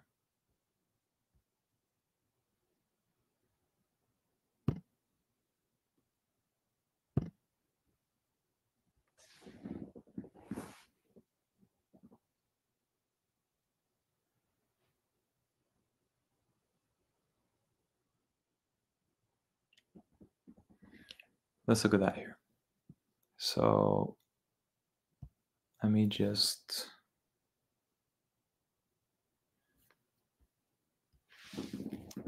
criterion. Okay. Criterion is probably the most used explanation for this. It's actually the name of chapter 25, Al-Furqan. But what's amazing, oh, you guys can't see that 1 second. What's amazing about this is that everything surrounding this group, it's all about grouping things, separating things, parting things, dividing things. Truth from falsehood, essentially. It's a distinguisher. Like, for example, in the conventional Islamic history, there was a ruler called Umar ibn al-Khattab, and they gave him the epithet al-Faruq because he was seen as a good judge of character, a good ruler. He would distinguish right from wrong. This is Allah's revelation fulfilling this idea. And what's so amazing about this is that anybody that reads the Quran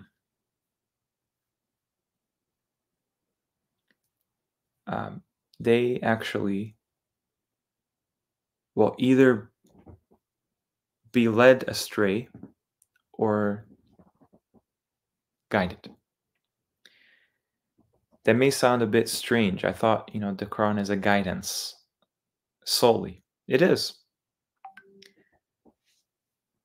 But not everyone is in the process of guidance.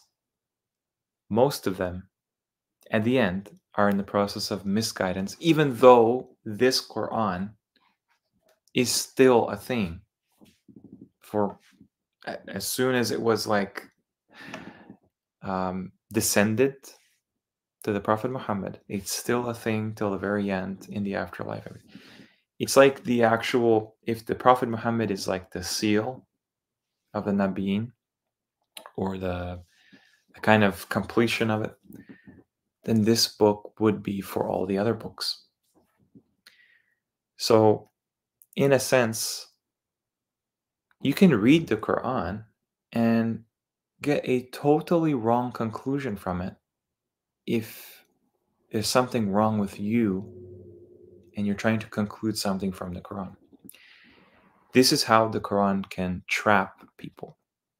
So, for example, people read the Quran today and actually they believe it tells them to follow other books that Allah has given no authority for. One such group of books is what are called the Sunnah, or Kutub as-Sitta, the Hadith corpus. And trust me, it's like massive, massive volumes of books, right? What do they use? They have to pick at straws. It's actually not in there. There's no, and the people watching, like, you know very well, if you watch this channel, you know very well we've been through this so many times on this path.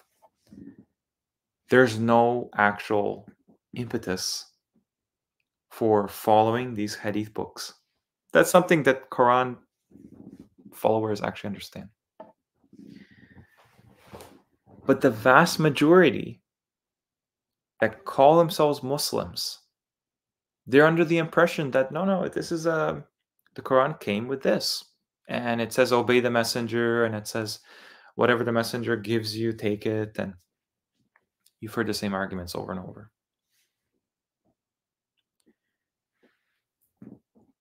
They literally believe the Quran endorses shirk. Okay. Another example is Christianity.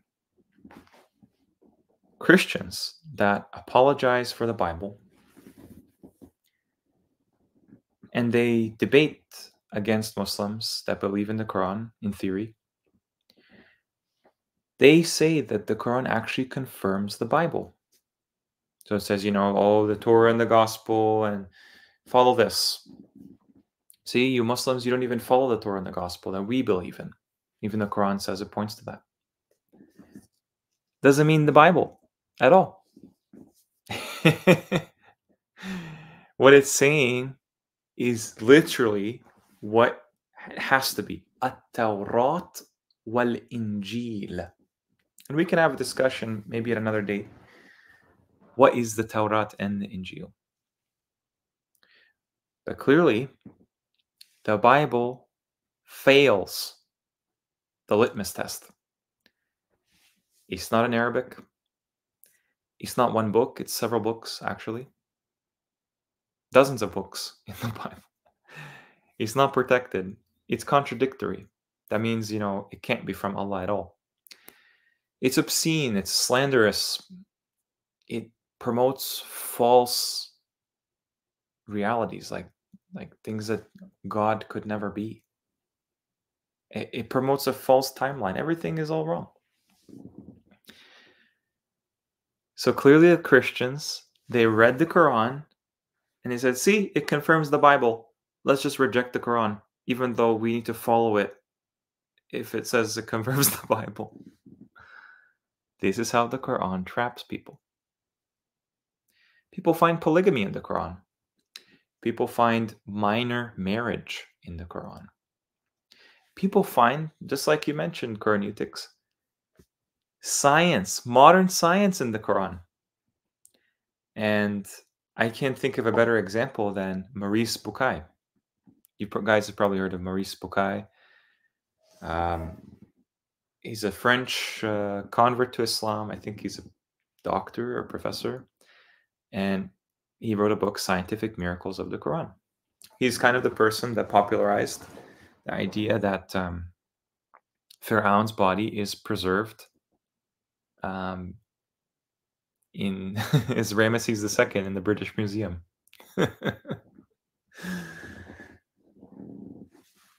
He wrote a book to explain away with the science that the Quran teaches and just overlay it with modern scientific understandings to actually deny the Quran whatsoever.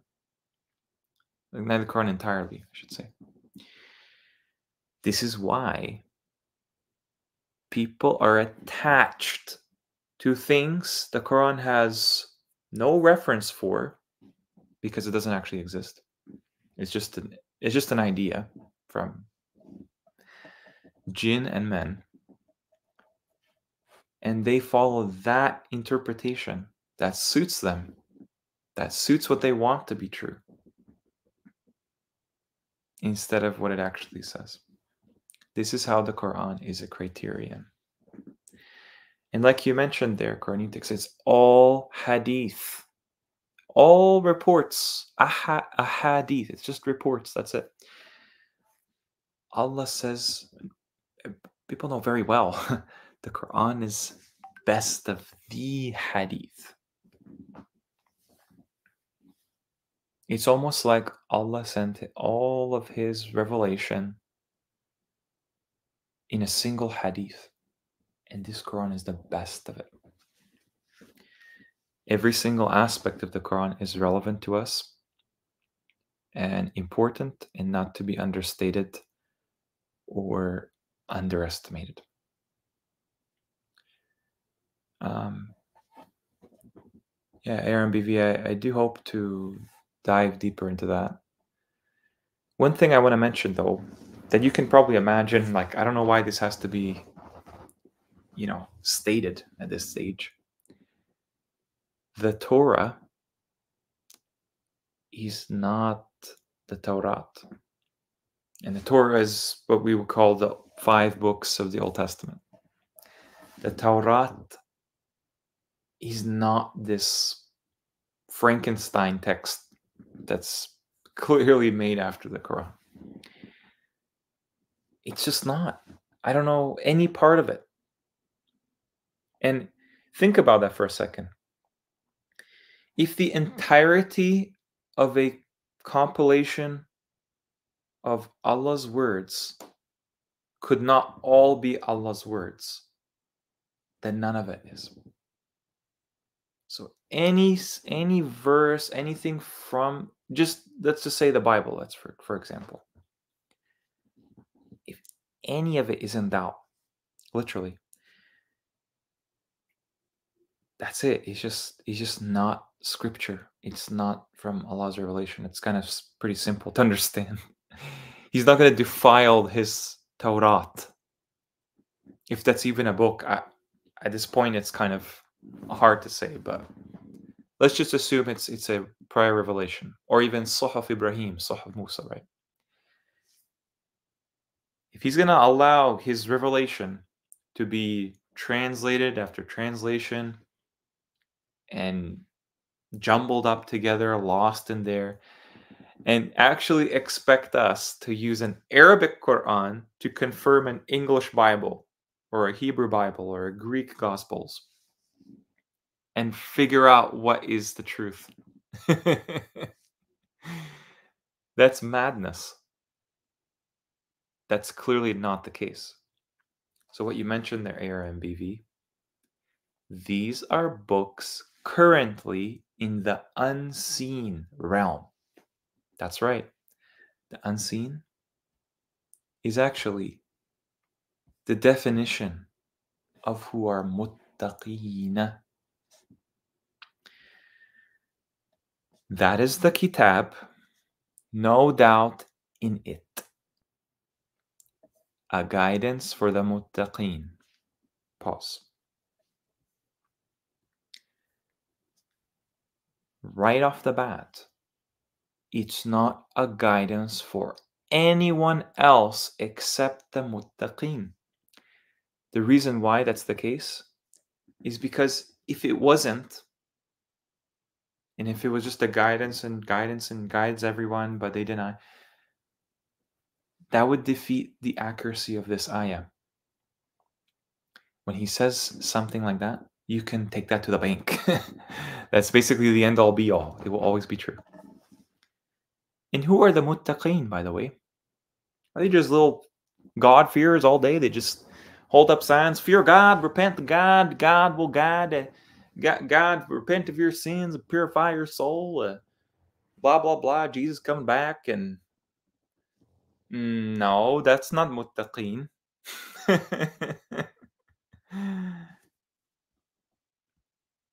It's not muttaqeen at all. Because he said they're the ones who believe by the unseen. Number one, they confide by the unseen. Okay? A couple things. Your iman is tied to how much of the unseen you are confident in. And ARMBV, that does include the past, the true history. That's unseen to us. Those people are gone. We don't know how it happened. We don't know where they are, who was there, how was it. Those details are just out of our memory at the moment. But we have all of the ingredients to figure out, with Allah's permission, what that was like. Because it will come back. The veil will be lifted. It will be manifest. But I want to make the point that your iman, first, the very first mention in this surah, the longest one in the Quran for a reason, your iman is mentioned with the unseen first. What else do you see? And those that yuqimuna the salat. It's amazing that this has been reduced to a bunch of Islamic yoga poses.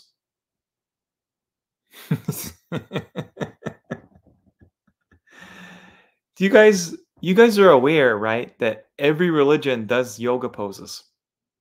In fact, before Islam apparently came onto the scene, this was the bread and butter of the Catholic Church, the churches in general. And these churches, they completely blindsided their people. They wanted them to be just the dumbest group of cattle ever. No offense if you're part of Catholicism today. I'm talking about the past. And you can imagine the past was very much cloaked in a lot of ignorance. And guess what? They had for them, their priests, their Jesuits and monks, basically call them whatever you want, priests, monks, rabbis, it's all the same thing. These people are taken as lords besides Allah. That's mentioned in the Quran, chapter 9. They had for them spiritual exercises. Spiritual exercises.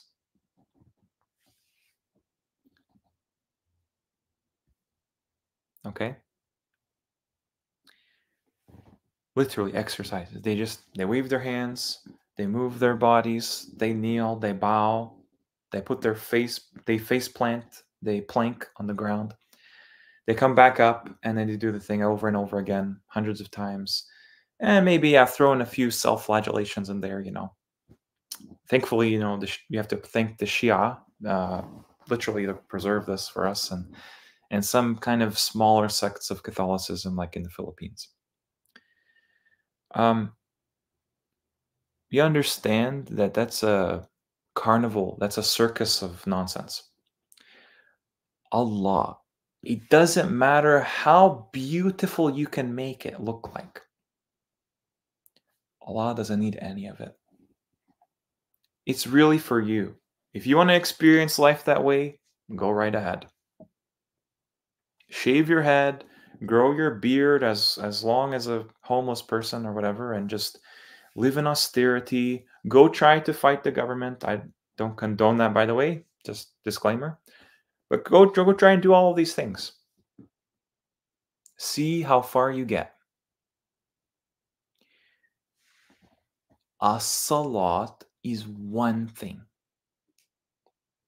That's why it has a the. It's not even one thing. It's the one thing of this concept. How is that? How is that people's prayers? Allah even says, salatihim, salawatihim. Why not say those who establish salawatihim, their prayers? Maybe because we have the wrong picture. And look what it's connected to. This salat thing. And from what we have provided them, they spend. Okay. Clearly, this is not just currency. But currency can take many forms. Time, energy, resources, obviously wealth, effort, and probably some phenomena of the unseen too, right? Okay. There's no doubt that everything is a sign or a symbol of Allah's story. There's no doubt. However, are you being groomed to enter the fire without knowing it?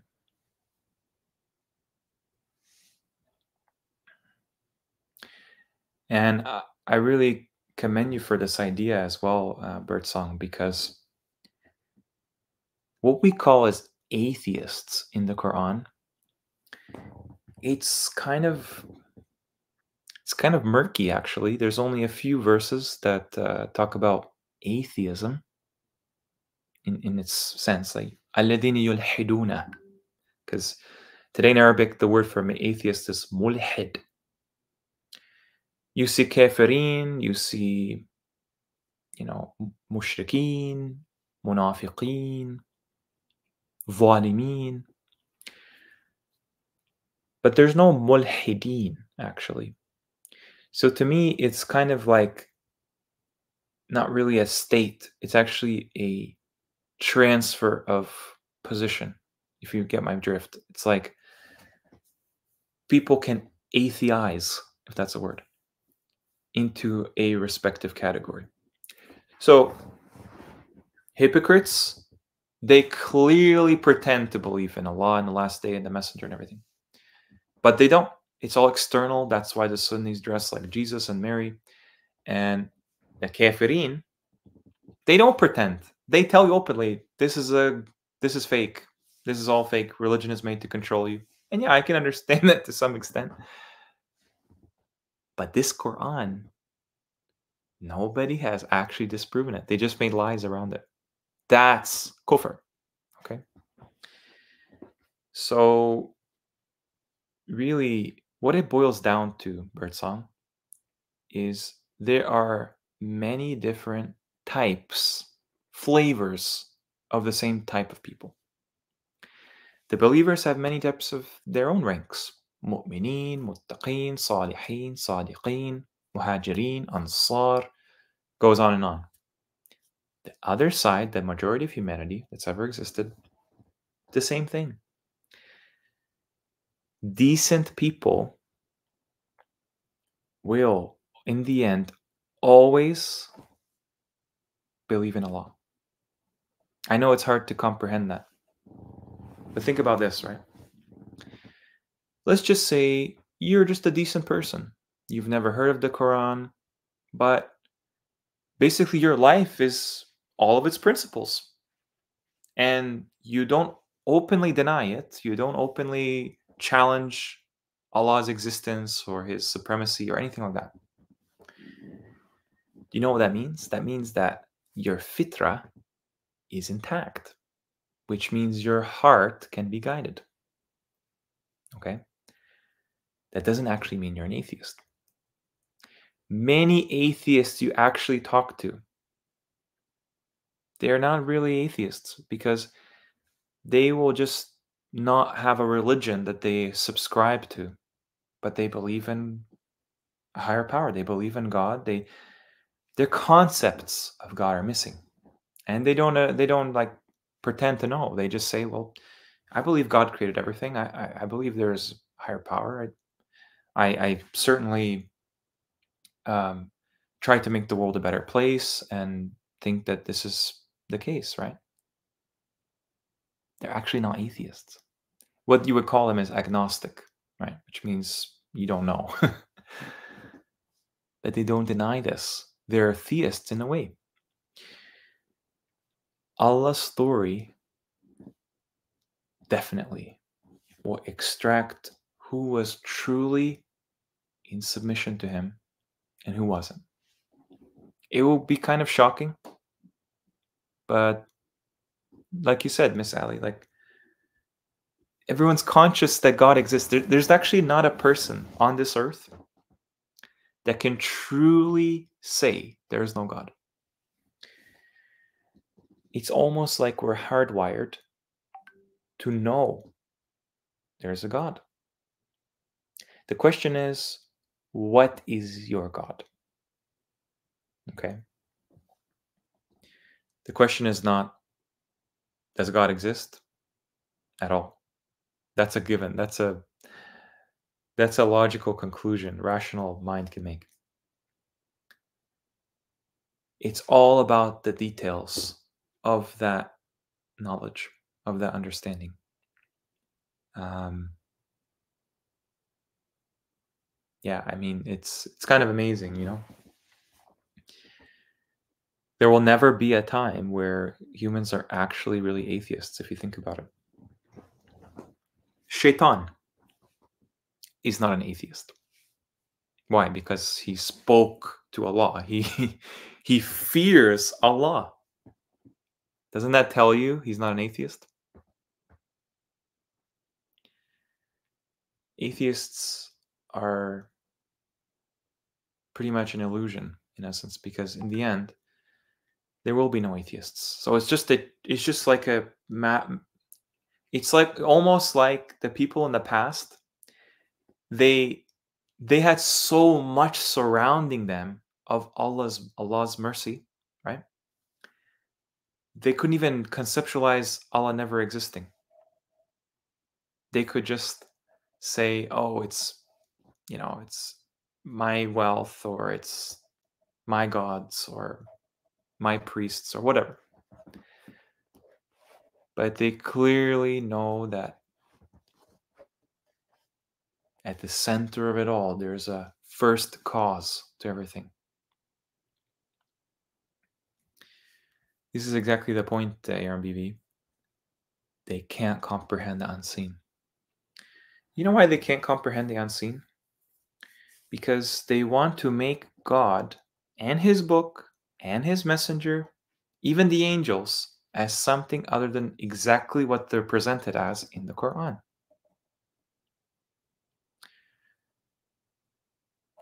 I mean, that's all it is. For example, I mentioned in the stream video with Let's Find the Truth that, you know, people are under the impression that one of Adam's two sons mentioned in that story in Surah 5 is a believer and he's a martyr, the first martyr of Islam. Well, that's not exactly true because he has the beliefs of a mushrik. So why are they under the impression that he's not? Because they have the wrong concept of Allah.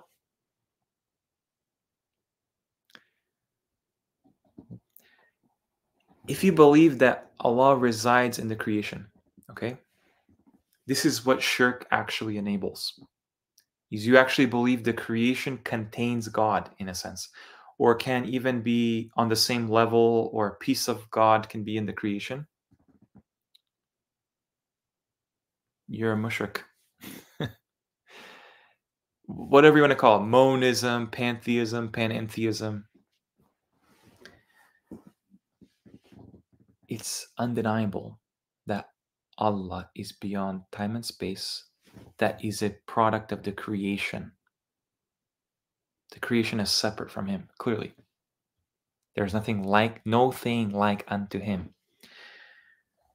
And the creation is paired, but Allah is not. He's one. Your Lord is one. So, salat, rizq.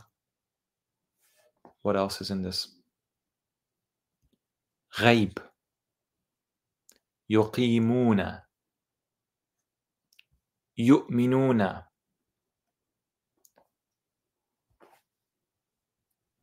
Those are all in the same ayah. Anything that's in the same ayah, reflect on why they are related. Salat, ghaib, yu'minu, yuqimu, razaq. And these are all describing muttaqeen. Assalamu alaikum, Sulay. Welcome to the stream. Would believing that kissing a stone pardons all your sins make you a mushrik? Yeah. Yeah, it would. You know, you know why it would? You are putting Allah into creation. Simple as that. So what does a kafir do? A kafir removes Allah from the entirety of the creation's phenomena. So they're extremes of each other. Isn't that amazing? They don't want you to actually have a balanced idea, right? That would make you a believer. You're outside of the spectrum of extremes. So what they do is they make you believe that everything you say, like Allah needs you to mention his name this many times in this way throughout the day, before you eat, after you eat, walking in the door, walking in the washroom, going to bed, waking up in the morning. Does that make sense? Does Allah need you to do that? Well, of course he does, because he says, mention the name of your Lord before you eat. It doesn't say mention, though. It says remember. Last time I checked, it doesn't involve speech necessarily. And trust me, the Qur'an is more than just a remembrance that there's one God.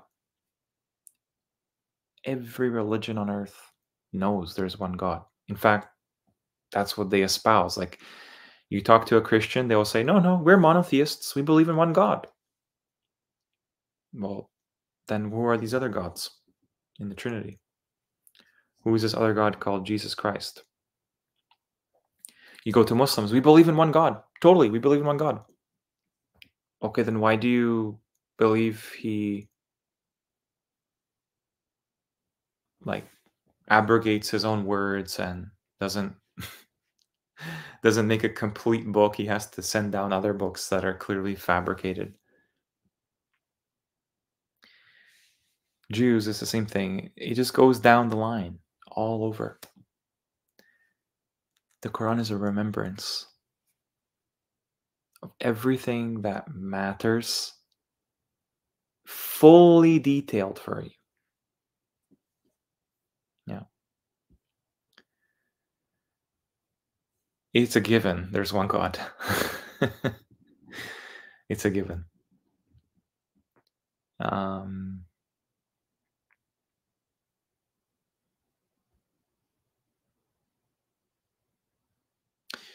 This is so important to understand. I'm glad you brought this up, Bird Song. Nobody has a monopoly on the truth. You'll never see me go out there and tell people they're going to hell, because that would be me taking the role of God, essentially. Okay? Simple. The Prophet Muhammad, the messenger of Allah, knew very, very carefully that he said, if I knew the future, then I would have lived my life so much differently. I don't know the future. I'm not an angel. Okay. It's a given that he says the knowledge of the arrival of the hour, it's only with my Lord. And that would signify the end of time forever, as we know it.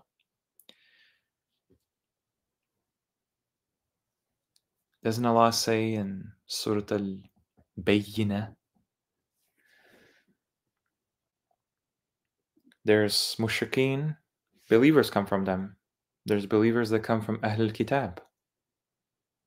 How could that be the case? Unless believers are just extracted from where they're born. If you want to judge by appearances within time and space, without knowing the future, guess what? You may as well say Ibrahim, as a youth, would go to hell because he acknowledged there were other gods at one point in his life. See the star, this is my Lord. No, wait, it's not my Lord. See the moon, this is my Lord. Oh wait, that's not my Lord. So the star, the sun, this is my Lord. This is bigger. No, that's not. You cannot be except in a process of guidance as a believer. It doesn't end. It doesn't end until the very end.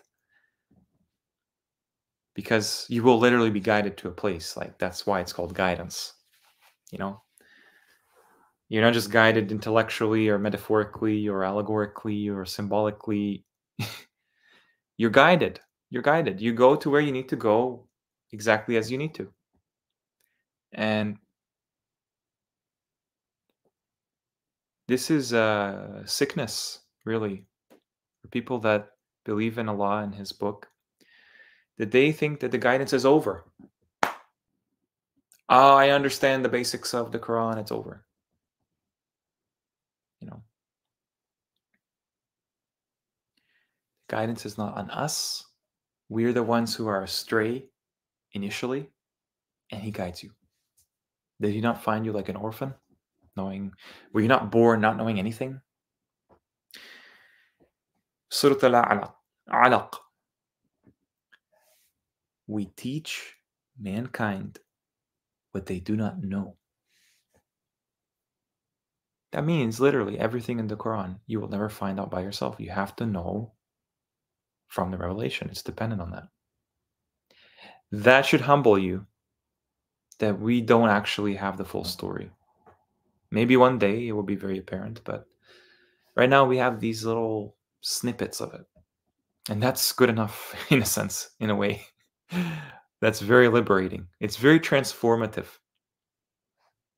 Like someone mentioned in the chat, knowledge is power. Mankind was not given knowledge except a little. That should give you an idea of how valuable it is. Yeah, exactly. Yeah. When you're guided, that means there's no room left to grow.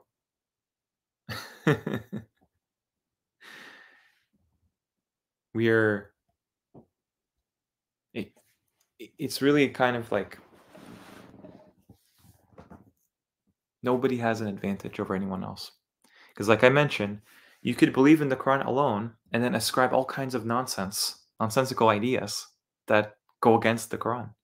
But in your head, it makes sense to you because you just don't understand how glorious Allah actually is.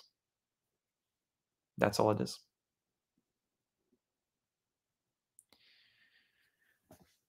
Yeah, Alex. Oops. I obviously would like to go more into that, but I think it's fairly obvious. I mean, if you believe that the Quran was this, let me show you actually.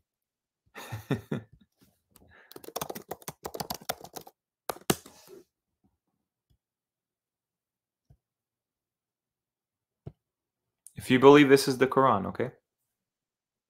This is what it looked like. You also have to believe that's 1400 years old somehow. Have you noticed lies are always bad? Like, if you just think a little bit, just reflect just a little bit, does that look 1400 years old at all? Even close to that? Does it look 100 years old? Does it look 200 years old? Is that befitting of Allah's revelation? Because He sent down the book, the record. That means something written. That means there's a writing system. The people read Qur'an, the Quran. If there's no markings there, if there's no Hamza, you can't even pronounce Qur'an. Okay? You can't pronounce Qur'an without Hamza. It would just be Quran, Quran. Sorry. I mean, that should speak volumes. What they've tried to do.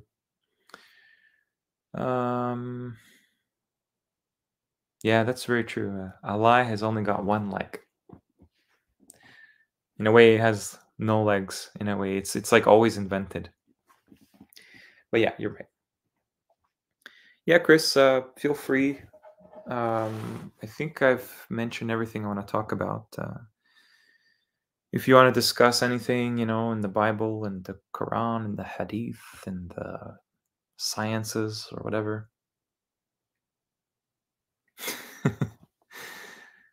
Yeah, go right ahead. Yeah, it's like, okay, think of it this way, right? There's two words in Arabic that you can find are names for Muslims today. Ahsan and Ihsan. Those are two names for boys. What's the difference?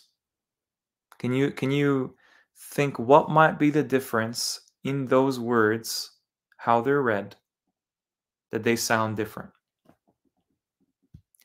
Ahsan, Ihsan. If you guessed Hamza, you're correct.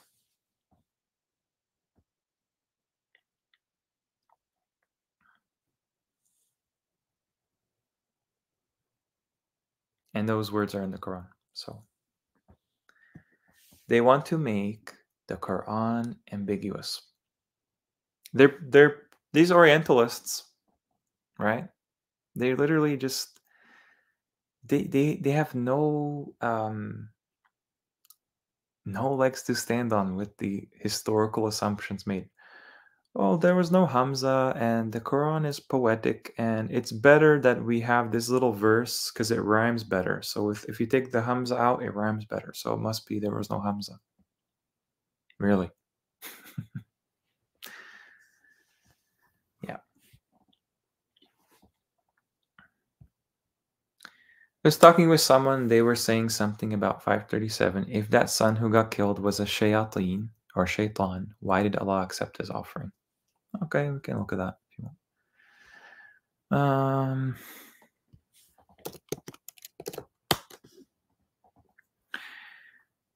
Is it 537? Hang on 1 second.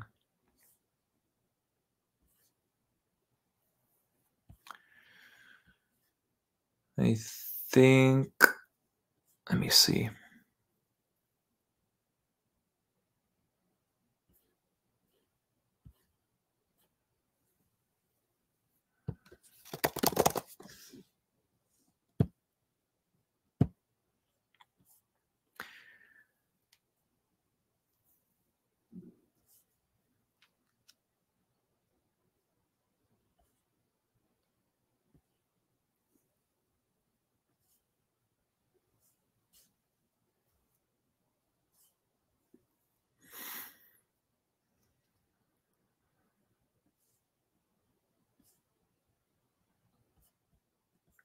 Okay.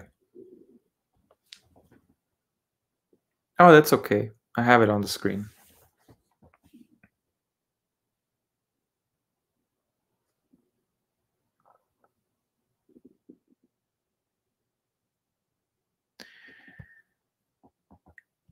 If you haven't noticed by now, a lot of the evidences from this channel and other like-minded people should really strike a chord with you that everything until proven from the Quran is an assumption. Let me explain. You see this symbol here? I mentioned this on the stream with Asif.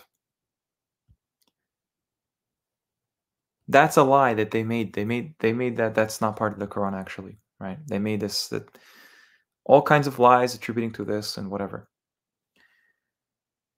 Why do we believe anything that they tell us about anything in the Quran at all? Like, for example, Qurban is a sacrifice. Where does the word Qurban come from?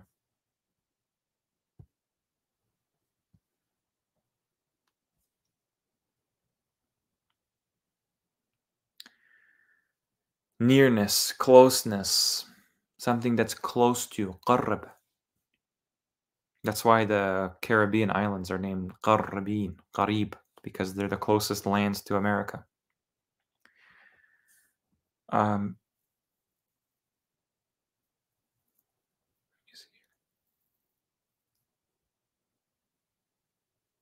Qurbanan.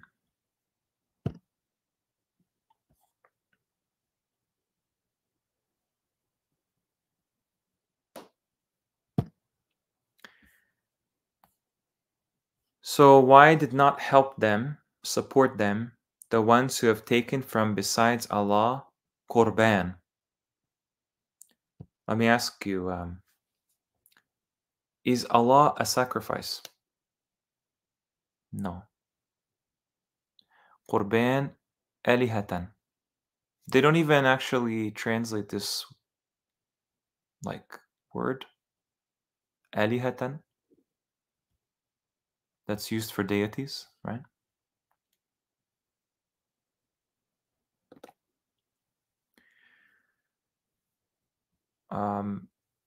They've taken from besides Allah, okay, Qurbanan alihatan. Everything in Arabic has to epitomize the word it's describing. Qurbanin.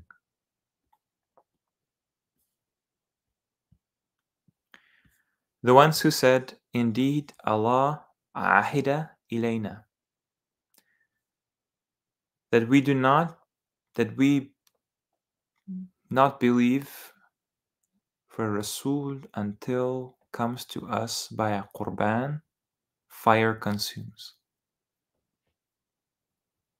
The fire eats their Qurban.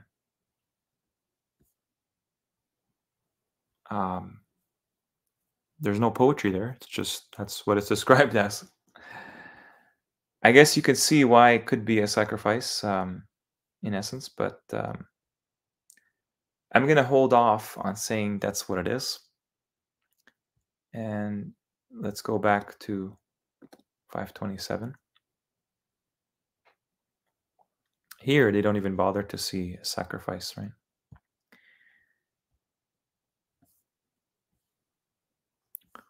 Qurbanan fatuqubbila.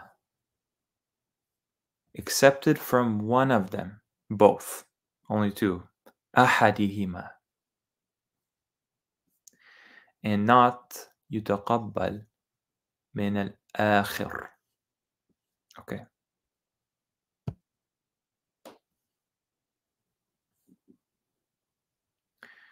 Do you notice this here? It says fatuqubbila, and it was accepted.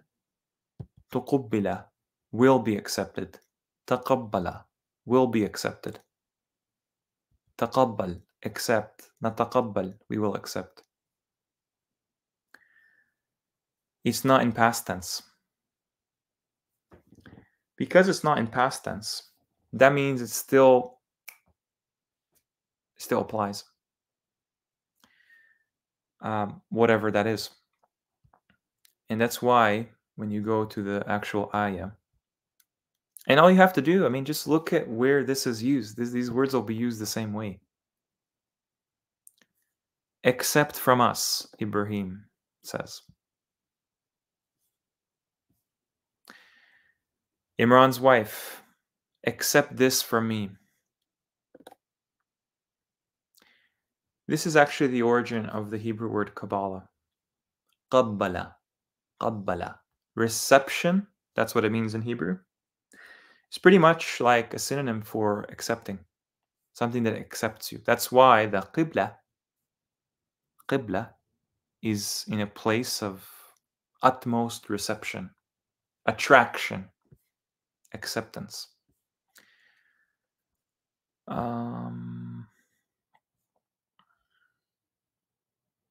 me see here. Look at this. Indeed, those who disbelieved, this is in past tense as well, if they should have all that is in the earth and the like of with it by which to ransom themselves from the punishment of the day of resurrection, it will not be accepted from them. So these people are not just amassing sacrificial animals, they're amassing anything and everything as a ransom. That's from the plain reading of the translation.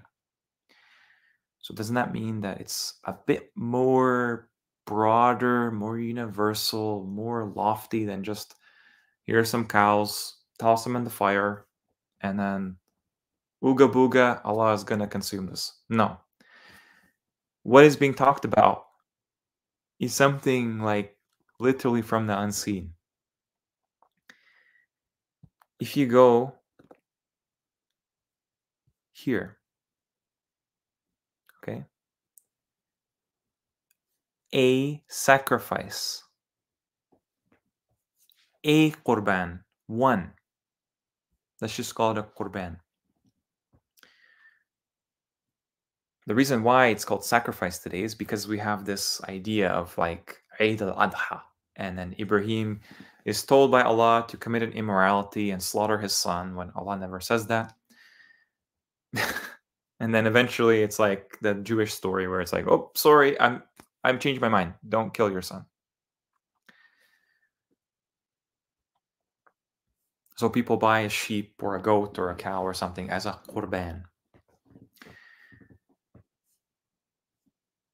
So it says it was not accepted from the other, al-akhar. They put in here Cain. I'm not aware of any word in Arabic that's Cain. So you can see the Bible as Abel and Cain. And yeah, there is a superficial similarity to the biblical story in Genesis. That's it. He doesn't tell you exactly what happened. Just like Shaitan, he just gives you inferences of the truth to mislead you. Al-akhar, the other. Literally, the other.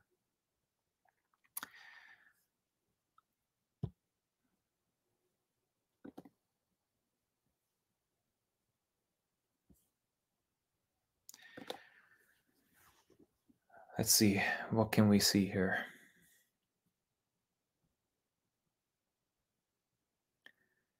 يتقبل.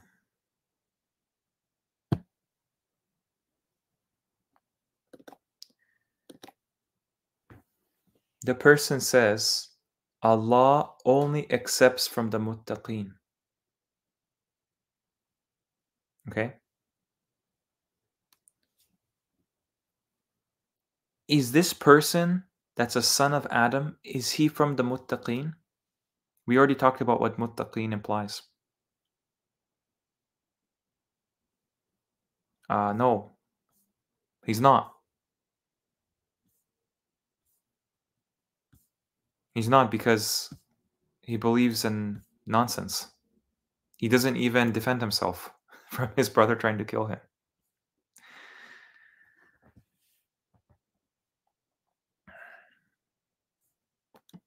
Let's go back. Oops.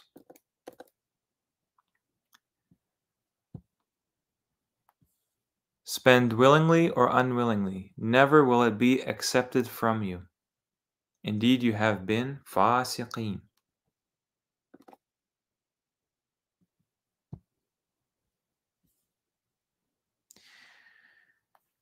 ربي أجعلني مقيم الصلاة ومن ذريتي.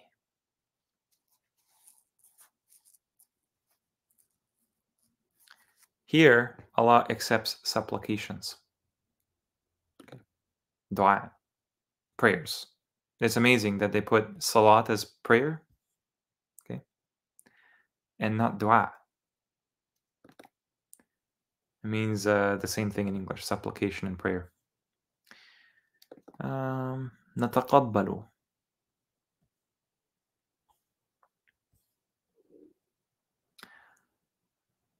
We will accept أحسن ما عملوا.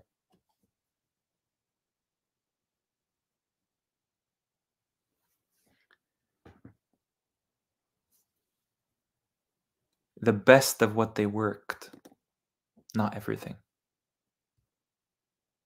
Okay, even the believers are not perfect in this life, truly. Okay.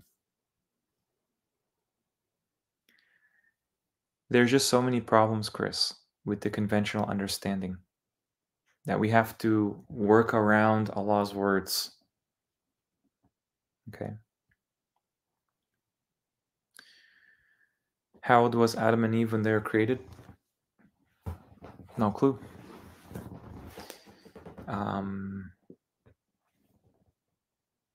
If you know, I mean, if you figure that out, then let me know.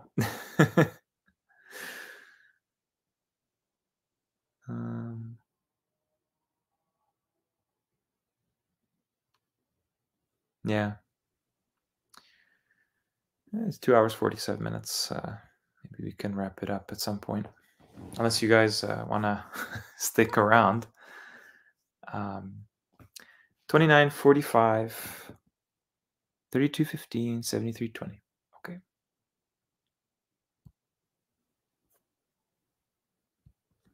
Just spitting out the ayahs. Spitting facts.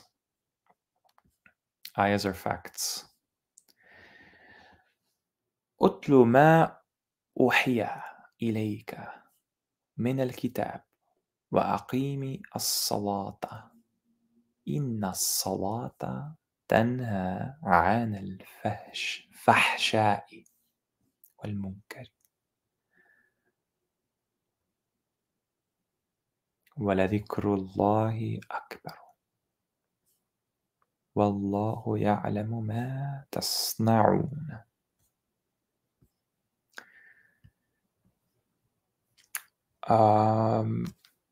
Mom? What do you want me to explain there? I mean, what do you think it means? What else did you say? 32:15.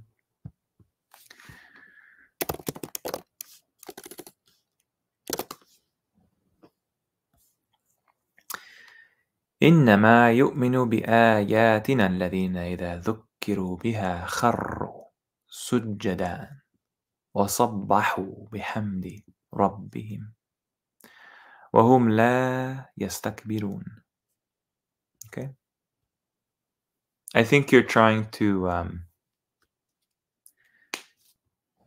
kind of conceptualize what does Allah mean by this salat and prostrating down and glorifying and remembering. You're kind of seeing the rituals, right, in the translation. Okay. 73:20. إن ربك يعلم أنك تقوم أدنى من ثلثي الليل. You really want me to go through this giant ayah? فَنِصْفَهُ وَثُلَثُهُ وَطَائِفَةٌ. I've been explaining like as much as I have time to do, right? And really, I mean, some questions I just like wing it on the spot because I don't regulate what you guys ask, you know. But okay, if you're not aware, salat is something physical. Okay, it has to be. And I kind of understood from the Islamic consensus of scholars and the mainstream understanding of the Quran, Islam, and everything, that all this is just rituals and you're just waking up in the night and doing all this. That's fine, fine. That's okay. I can see how people can get that from the Quran. Just like they can get a globe and they can get the Hajj in the desert in Saudi Arabia and they can get all kinds of things. Okay. But I like to go word by word, just like I did for the answer for Chris, which I didn't even think about. It's a really good question. Look at where all those words are used, every single one. Is every night that happens every day, you know, after the day, is that the night? Because this is like a nail in the coffin. If it's not this night where we wake up before Fajr and pray and 2/3 of it or whatever, then that's it. It's over for the rituals, in my opinion.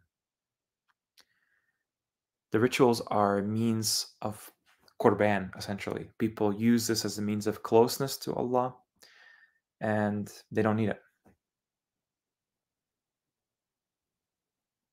Think about it this way.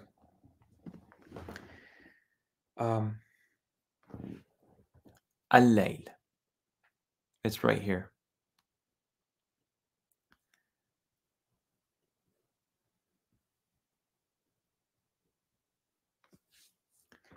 They would like you to believe this is temporal. Allah never said hours of the night, time of the night, duration of the night. He would make that very clear if that's what it was. I'm sorry, but this destroys the globe because the night is independent of the sun and the moon. The sun and the moon enter the night, exit the night. What are 2/3 of the night? What is half of the night? That's what that means in Arabic. Oh, it means half the length of the night. Really? It means half the length? Then where does Allah describe the length of the night? It's not there. How could it not be length? What the heck is the night then? How can the night be a space? How could it be physical, spatial? I don't know. I have some ideas, but it's spatial. I'm sorry, it is. And I've said this so many times, and maybe Mom, you can you know, think about this. You know, you guys want to look at this ayat? Let's look at this ayat together. Why not? Some live research, live reflection. Okay. This symbol, you see that? Is on this ayah. I already talked about you how there's 8 edges to the heaven. And it's connected with the arsh. So don't be surprised if there are spatial aspects to that symbol. Like he's showing you the worlds in the Quran. Whatever though, you can, you know, if you want to believe in a spinning ball, fine. Yeah, believe in a spinning ball. You can create that in a computer. It's literally from a computer. No problem. Okay. Indeed, your Lord knows that you تقوم. Let's go word by word. Word by word. Does adna mean less? Type it in the chat. What does adna mean?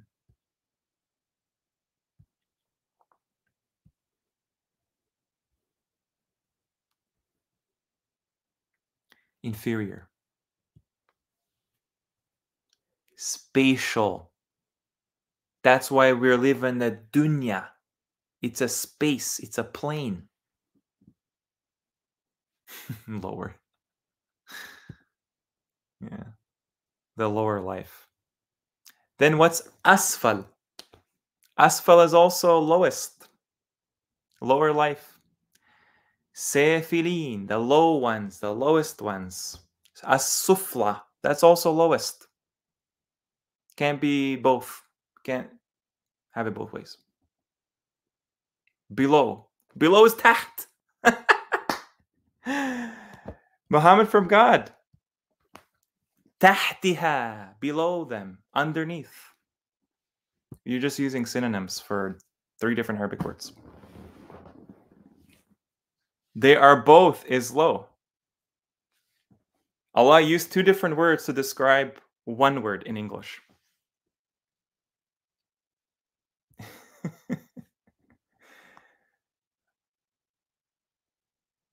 Okay. I get it. No, you're absolutely right. It's an Arabic Quran. It's more detailed. But let me ask you this, Muhammad. Does every word in the Quran mean the same thing? Let me explain this. I'll try to make it like this. Does the Quran use one word the same way, same definition?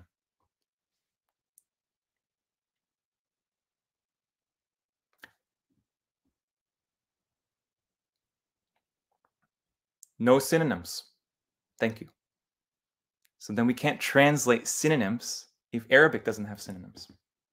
That means one word, one exact word, adna, is the same definition across the Quran. We don't see that.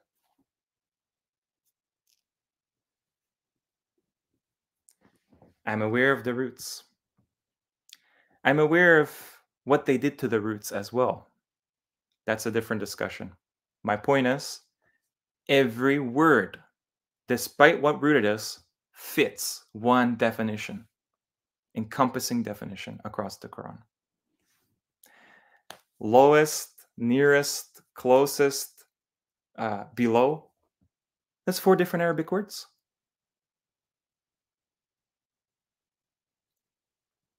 Oh, it's the closest now. What does qarib mean? Qarib. Maybe you didn't see what we talked about in the stream. It's not qarib closest.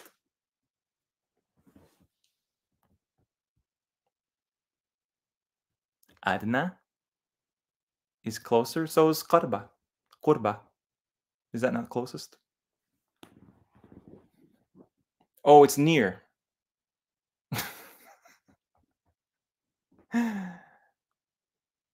This is the problem. Nearer. Okay. No, it's not. It's more appropriate here. It's more suitable here. And yeah, I get it. This is not, I don't vouch for this translation at all.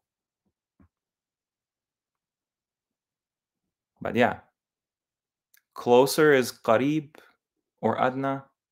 Near is what? I'm not defining the Arabic because I like it. I'm telling you what they tell me. You can have this debate all day. Why are you on the channel? Like, what's the whole point if you don't have anything to add? Why do you take it as authoritative? There's no hamzas, apparently. This is actually not the Quran, guys. Muhammad from God. This is not the Quran. There's none of the qira'ats we read is the Quran. They're all fake. We have to reverse engineer a Frankenstein Quran. Yeah, because all the recitations are fake. My point in bringing this up is you shift the goalposts of what things mean. What makes the Hafs the correct one? Well, you watch my channel. They aren't 100% correct. You heard it here first, folks. This Quran is not 100% correct, let alone the other readings.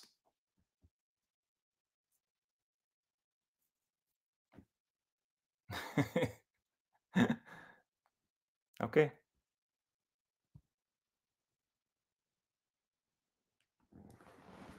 The reading isn't, eh? What does Quran mean? Oh, wait. It's actually pronounced Quran. Quran. Because there's no Hamza, right?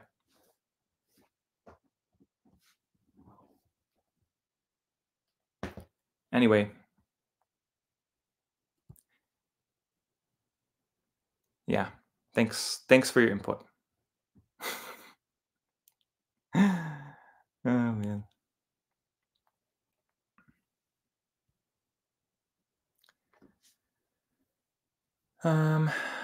Okay. Let's see here. Yeah, anyhow, I mean, it's just funny. It's like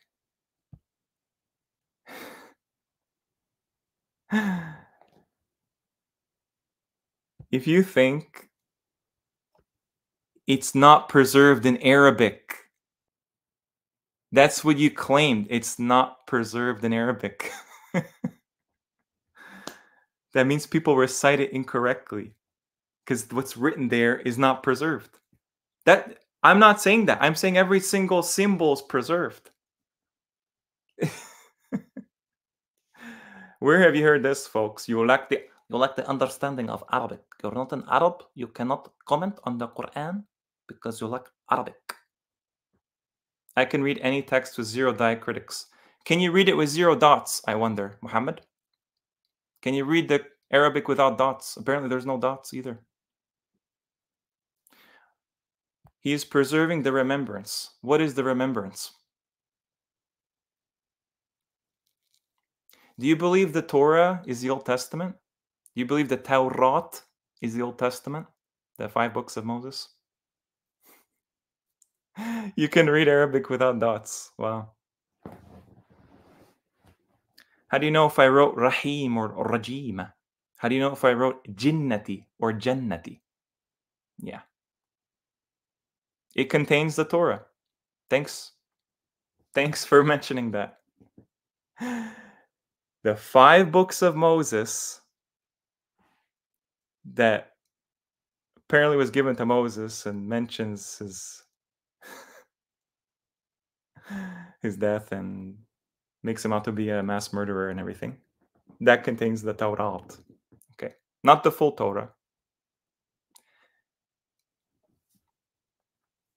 You fall into a contradiction there, right? Because there's no changing of Allah's words, Muhammad, from capital G, capital O, capital D.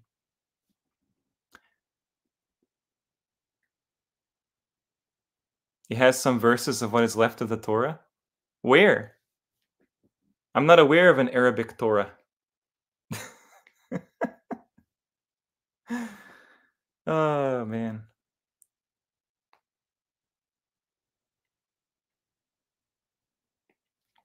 Whatever. All power to you. Moses spoke Arabic. 100% he did. No one's denying that. Oh, man. Let me ask you, Muhammad, what is the point of Allah saying it's better to enter your house from the front than from the back? The creator of the worlds is telling you, oh, he didn't speak Arabic. He didn't speak Arabic. Okay. Well, then, all power to you. Okay.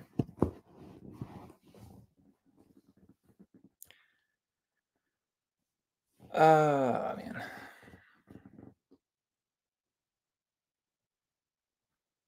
You prove. You prove. The Quran is the only book right now that has the verbatim quotes of Musa. That's right. He has an Arabic name.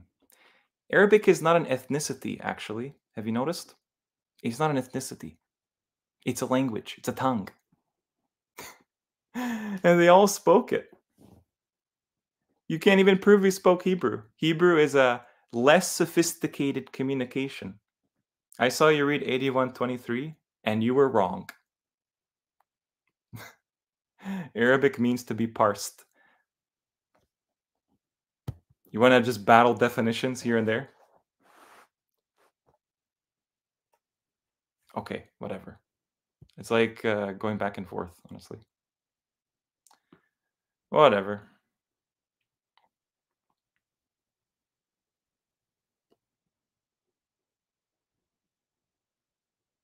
I've literally talked about the etymology of Arabic on the channel. It's just so funny. Like, you just pop in and tell me what I already know.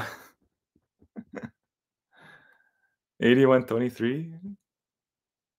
Yeah, I'm not gonna let you just hijack the live stream. Doesn't make a difference. You don't even acknowledge the Quran is preserved. Why would I even pull up 81:23? There's probably Hamzas in there. I made a critical error. Yeah, I made the error. I'm the one that says, the Quran is fully preserved, everything, all the time. You just come here, say hi, and this. I don't know. Maybe you're desperate for views. I don't know what it is. Like, whatever. Just funny.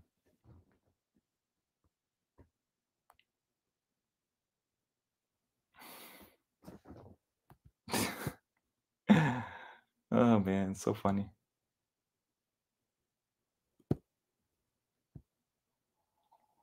Okay. Let's see here.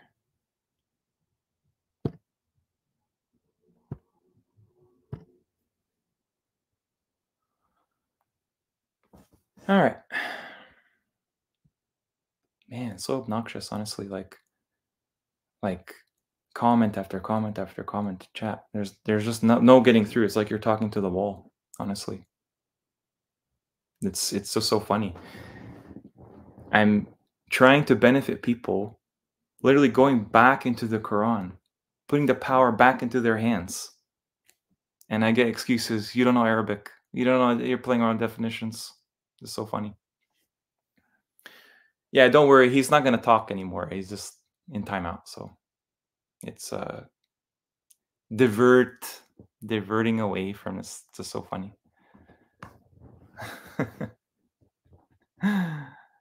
Oh, God.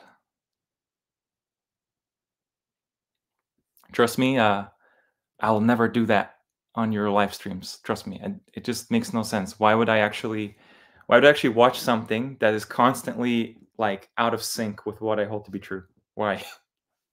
It seems kind of weird. Do you guys go on Christian live streams and just like say you're wrong and you're critical, you're very wrong, you're incredibly error, I follow God alone?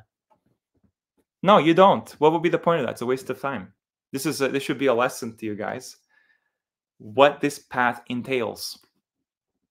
It entails you to literally divorce all the wrong concepts that you're told from a young age. Yeah. So he won't be spamming the chat. Don't worry. Make sure of that. Oh no, he's criticizing. He's censoring my speech. Oh no. If you don't like it, then yeah. It really doesn't make a difference. Like anybody in the end will see what the truth is, right? They'll see what the truth is in the end, right, Alex? Okay. But if you believe the text of the Quran is changed, and it's on a dramatic level, right? It's not just like Sam Garen's where he just takes 928 and says, "Oh, dots are in the wrong place." That's bad enough. That's bad enough, right? Hamza's not existing in the Quran? Wow. That's it. That's just all the 7 qira'at are fake. How do you know it's Hafs? Just watch my videos. Just watch the videos. Use your brain. It's funny. Yeah, absolutely. If you guys aren't aware, on Telegram, there's a believers chat. And to be a believer, you have to basically just be in an echo chamber and just believe in everything that, NASA says, and whatever conception of the earth you need to. There was actually a debate channel, and it's funny because it's like, why would the topics I talk about be constantly like shared and promoted, like, on this Muhammad from God believers chat on Telegram? The hour and the day of resurrection are the same event. Okay. To the best of my knowledge, I don't know who disputes that outside the norm except Sola Qur'ana. And I put in those streams, like, it just ayah after ayah after ayah after ayah. I actually went on that Telegram chat, and I was just saying, can you explain this to me? What does it mean, the two ends of the night, two ends of the earth, blah, blah, blah, blah? Nothing. There's no response. It's just, it means prayer. It's prayers, prayers, prayers, prayers. Okay, fine. Have your prayers. I'd rather be with people that think. And it's funny, it's always like, your people. You discredit your people, blah, blah, blah, blah. Honestly.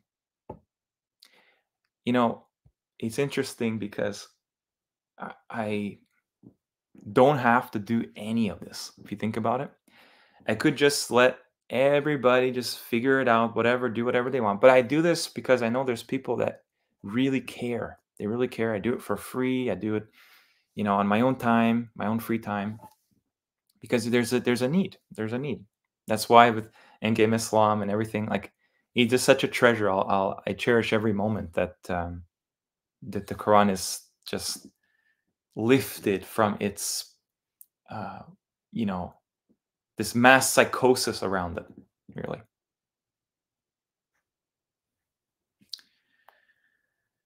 Yeah. So, whatever,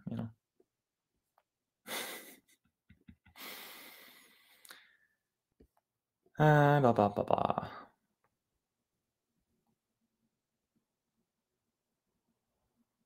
Well, listen, Ashraf, it's interesting that there's this overarching criticism, okay?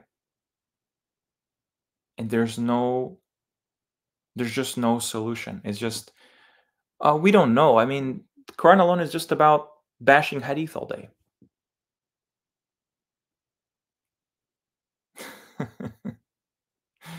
Yeah, thank you, Chris. For someone that uses Baba Shuaib's translation, uh, don't like, don't use it then. you know, I actually, one of my objectives in this life is to demystify the Quran that's been made occulted in its interpretation and its meaning. And you guys saw there firsthand, right? This is the issue. Like, someone that speaks Arabic, yeah, they can read the Quran and it makes sense to them, like, 90% of the story. But what they're left with is a very empty feeling because they never thought that every single word actually, like, has a major impact on the meaning, on the context of what's being said. Adna means lowest. Okay, then what does sufla mean? That means lowest too. Okay, then what does tahtiha means? That means below, but that's taht.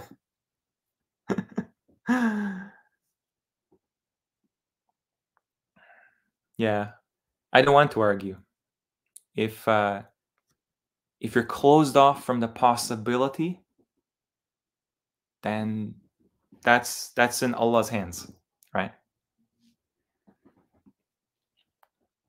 I agree to disagree. Like, you know, do what you want. Do what you want. Even with Waleed, like, do what you want. I'm not a manager over you. The Prophet was not a manager over the believers. Like, go hold up your sign and do what you want. It's okay. I want to understand what the Quran says before any community, before any like religion or sect or cult that arises from Quran alone. And trust me, this idea is definitely true. There are cults that arise from that. And have you noticed that in cults you're not allowed to question things? You're not allowed to actually use your brain. You have to pay money to, whatever. You have it's so many it's basically like um it's like a gatekeep in and of itself, right? I keep using this word all the time because I can't think of a better word to describe it, right? Um, you know, you get the idea. I feel bad for Mom. He's I'm sorry about your question there. I actually want to look into this, like live, I think it's kind of cool to share this experience. You said 7320. Okay. With all of you. Okay. Um, thanks guys for still listening. A lot of you have my back in a way that's really sweet of you guys. Okay. Adna. Adna.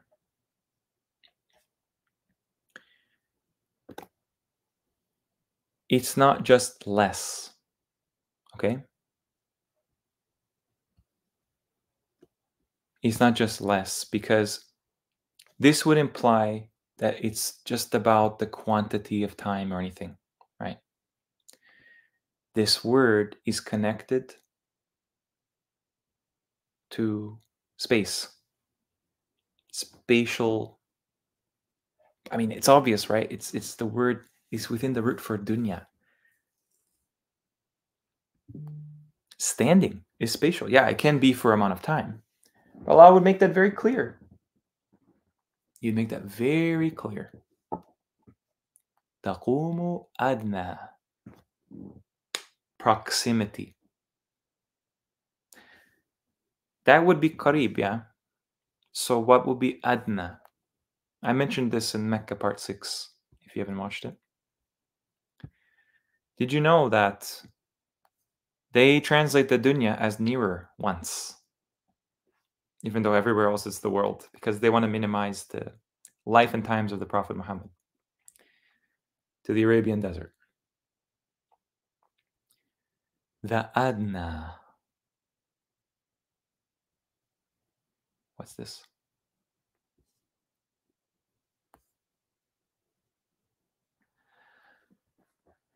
Um,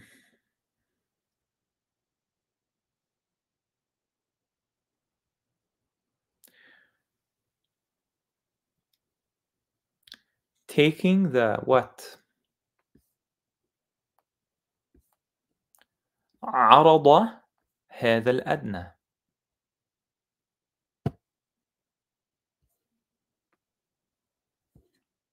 This word عرض is related to width of Jannah, of the earth. That's why it sounds like ard, because it's ard. Anyway, inferior is really like nearer, closer. Can't really put my finger on the exact word, but you get the sense of distance, not time. Okay? From ثلثي الليل, and half of it. نصف. I mean, I'm not a native Arabic speaker, but I know نصف. In fact, Arabs usually, they don't even pronounce the F half the time in colloquial Arabic.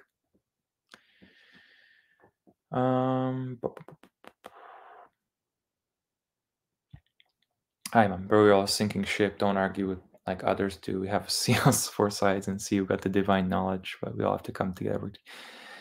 I mentioned this earlier in the stream, Mom, that, we do have this need for community. We do have a need intrinsically. Yeah, obviously. That's part of why I make this publicly available, because I'm kind of seeing, okay, what do you think? What do you think about this? I wouldn't put it out there if I wasn't convinced in any way. Uh, so, do that what you will. But if you think about it, um,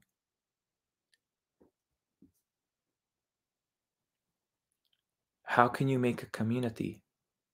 And this is really a good criticism from the mainstream Sunni line. Okay.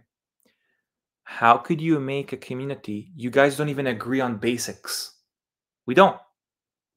Okay, one Lord, the messenger, the angels, the last day. Fine. But Sunnis believe that too. They claim to. You have to understand, Mom, that the nature of the Quran and those that actually believe in it fully as it's presented in Arabic, preserved from Allah, it's pretty much inevitable they will be ostracized. Okay?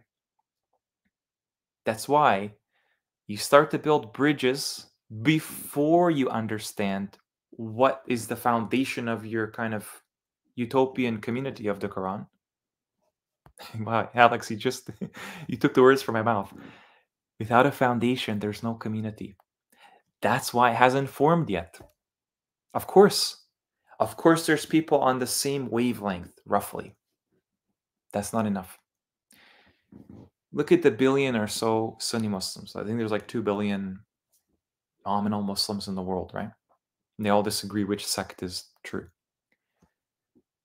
Do you want a community like them, where they have a mosque and they go there every Friday, and then there's a guy who just parrots and talks down to them, literally denying the Quran, its actual message completely?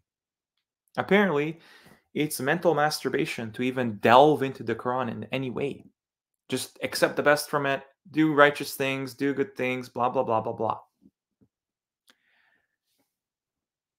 You can see how the Quran is actually a separator.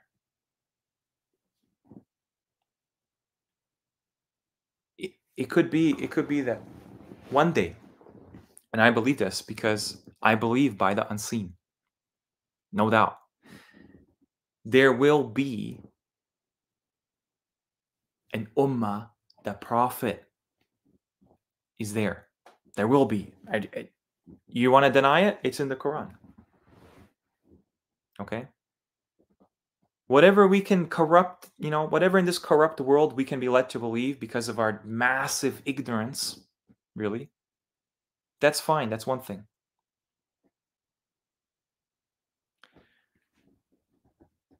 But don't doubt that I explained to you in a stream that every soul will find its mate. That's a believer, and they will live eternally as one. So you shouldn't worry really about, where your life goes in this life. In a sense, there's actually like every incentive for you to believe in the unseen. In fact, it's mentioned in the Quran, and they obscure in the translations. They say, those who fear their Lord unseen. No. Allah uses the unseen to test humanity. It's not that he's unseen. The unseen is actually a part of the creation, in a sense. Okay? But this will always ring true for me that,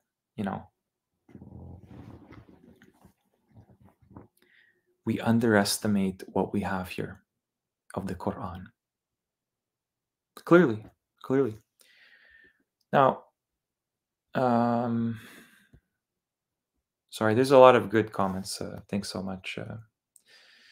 Age of reconciliation. Arabs poeticize Arabics too much. This is why they take the Quranic Arabic and they think words can have multiple meanings. This is Allah's speech, not ours. Thank you. Always a good reminder. No one has a monopoly. No one. Not me, not you, not anyone, not Arabs, not non-Arabs. Okay.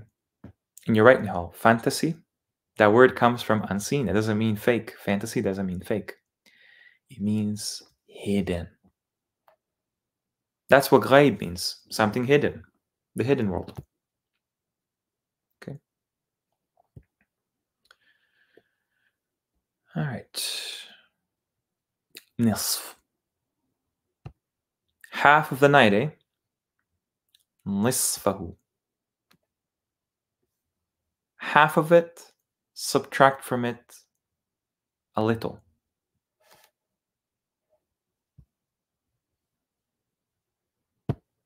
This word is lesson. Why lie? Why do they lie? If you think I'm a liar, okay, fine. This is physical reduction. Physical, spatial.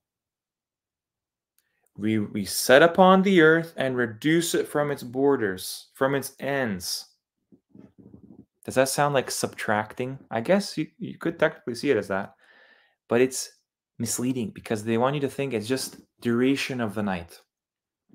Just subtract a little bit of the night and go out and pray in privacy or in the mosque and just recite what's easy from the Quran. It's like we'd never actually opened the Quran in a sense. It's like we've just read what it says in the English translations, pretty much all of them. Never actually think, why would Allah just concern himself so much with something that like is just honestly it's an exercise in futility. Sorry, but that's how it's used. Like I said, that's not the point to say what's halal and haram. I'm just saying, look at the state of the world. Look at. You might think an atheist would say, look at the Muslims. They're so humiliated. They're so humiliated in so many different ways.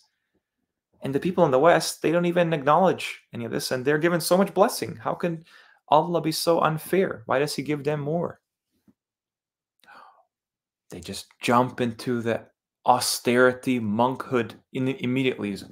How dare you assume that poverty is a bad thing? It's actually good. We should be always struggling, and wealth is always bad, and everything is like. They want you to be a Nasara or a Yahud. Nasara or Yahud. That's why they say in the Quran, those are not Jews and Christians. They're like, either be a Nasara or Yahud, then you go to Jannah. No. You will definitely not, if you think that. This is the extremes spectrum. Thank you. They are reactionary. I don't want to be reactionary. I've had that. I've came to the Quran, like everybody else, and all you get is react to hadith, react to this mushrik, react to this imam, react to this 19er, whatever. I'm done with that. Let's be proactive. What does the Quran actually say? Instead of what is the knee-jerk reaction to what's obviously wrong.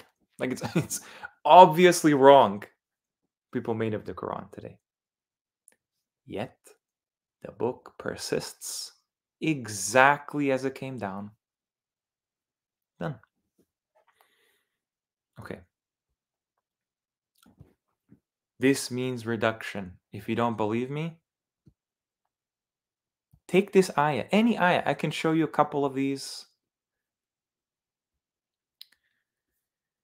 the salat, the night, actually, I should say. Okay, you see this arda?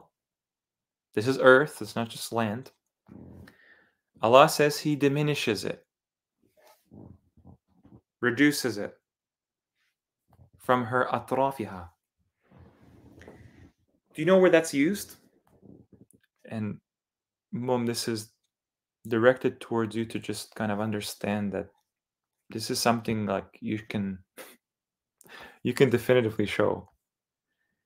It's used for salah. The concept of the praying salah, the two ends. What's the two ends? Oh, it's right here. The day. And zulfan min al-layl.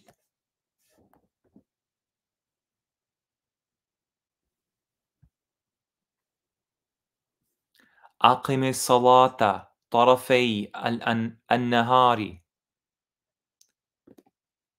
It's not just two ends of the day light, two ends of the day realm, because it concerns borders, ends of the earth.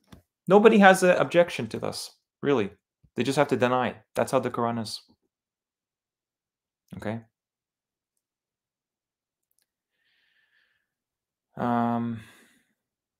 Yeah, that's interesting. That nuqs in Urdu means deficiency. Let's go back to the ayah in question.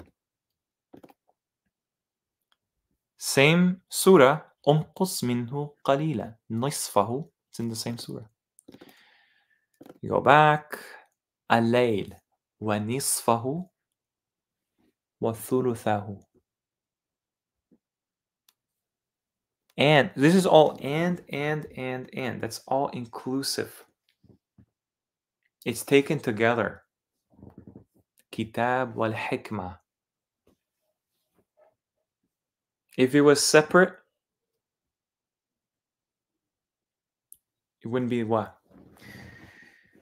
From the ones with you.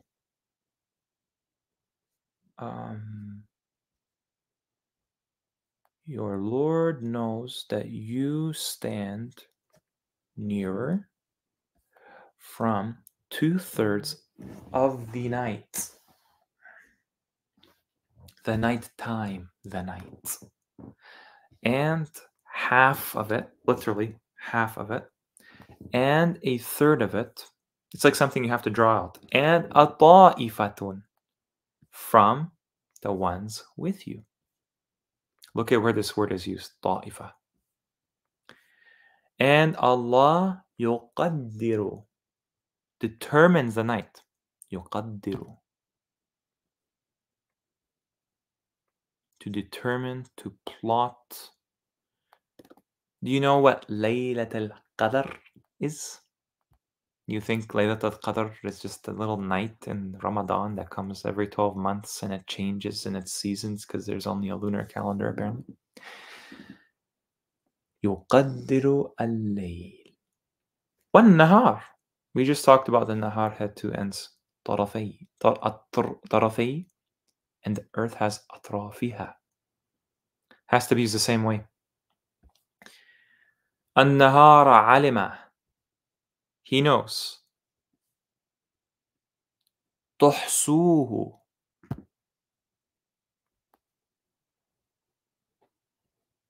Calculation, enumeration. فتاب عليكم. Interesting that whenever it is repenting, whenever it says Allah repents, they don't say repent, they say turn. Kind of strange. Why not just put Allah repents? We can't have that, can we? Because Allah doesn't need to repent for anything. He turns in mercy. Well, then all the verses that translate it as repenting are wrong. Logically, it can't be used the same way for Allah. It means something else for humans.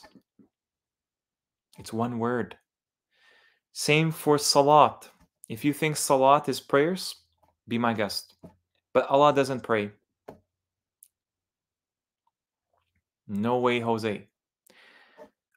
Synagogues, every Quranist I've ever seen has basically shown that Synagogues are prayers.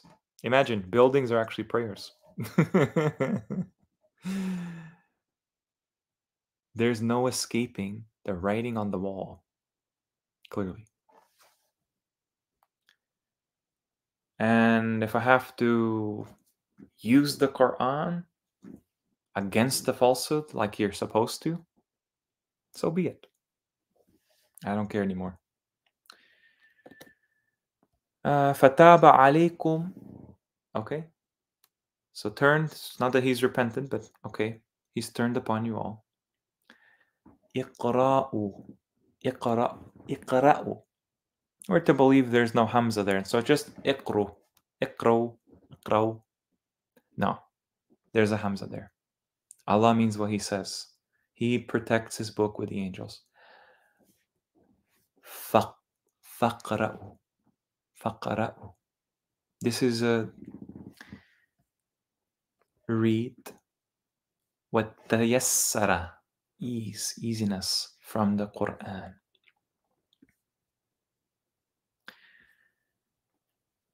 عَلِمَ أَن سَيَكُونُ مِنْكُمْ مَرْضَى وَآخَرُونَ يَضْرِبُونَ في الأرض. Okay. سَيَكُونُ, first. That's so funny. I guess, yeah, okay. سيكون is in future tense.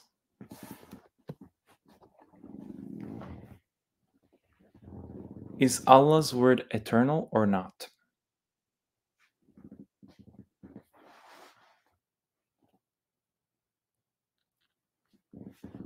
It's eternal. So how does this apply?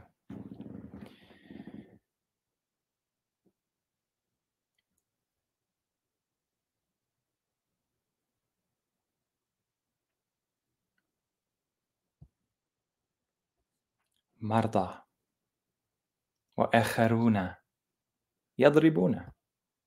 Okay.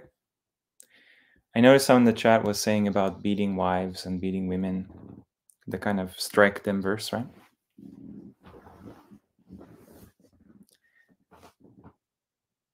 How's it traveling here? I guess you're striking the land.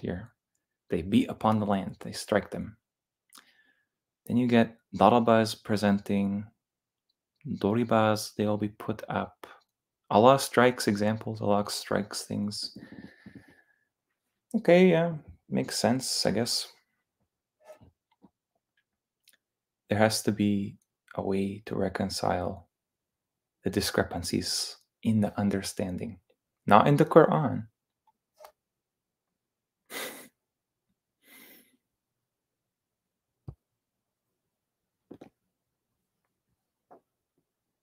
Striking in the land, striking in the earth.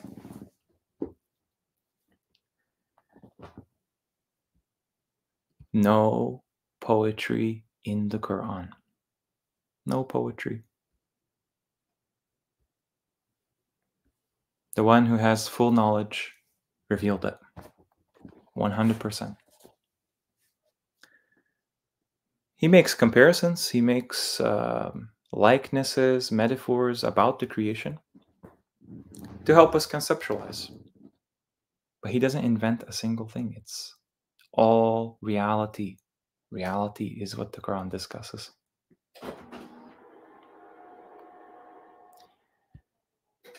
يَبْتَغُونَ مِنْ فَضْلِ اللَّهِ. Seeking from the bounty of Allah. وَآخَرُونَ قَاتِلُونَ فِي سَبِيلِ اللَّهِ.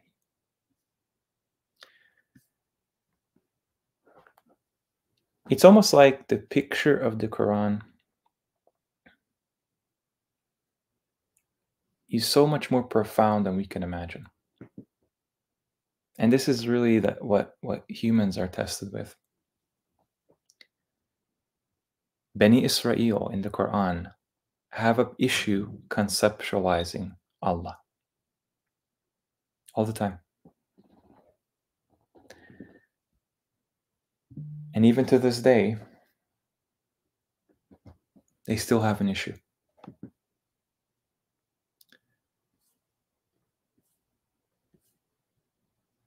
أقيموا الصلاة أقيموا الصلاة آتوا الزكاة.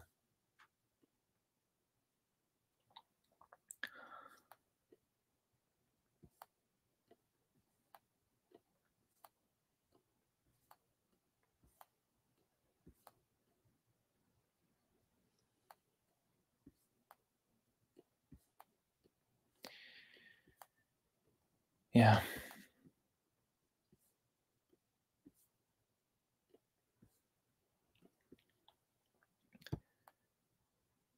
Been here for 3 hours and 40 minutes.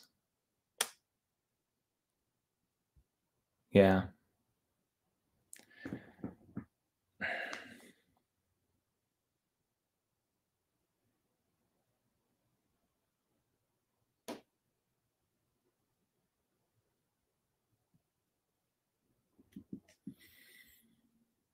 Yeah.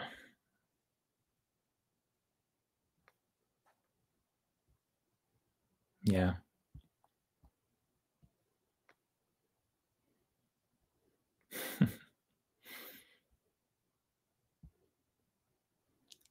Trust me, when you earnestly promote the truth, your character will be attacked. That's actually what we see throughout the Quran.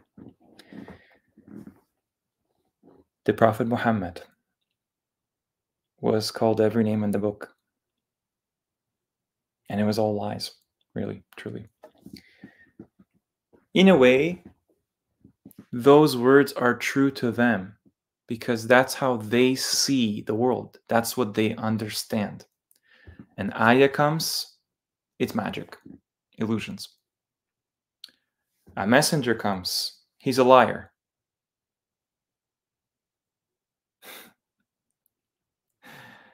What else? Prophet speaks. Oh, it's poetry.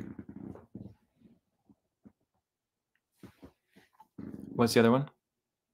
Poetry, liar, magician, possessed.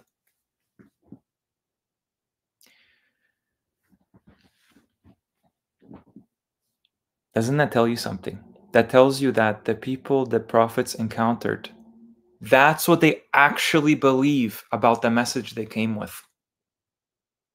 No, it's just poetry. It's just, he's lying. He's making it up. It's a lie. It's just magic. He's just mentally insane. He's crazy.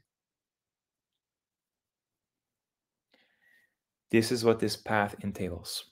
You have to be okay with that. The Prophet was. Allah tells the Prophet, and by extension, the believers as well that follow him, actually. His life is in the Quran, his words are in the Quran, what he's going to do in the future is in the Quran. Imagine how to follow the Prophet Muhammad, the messenger, the emissary of God there, right? Except in following the Quran.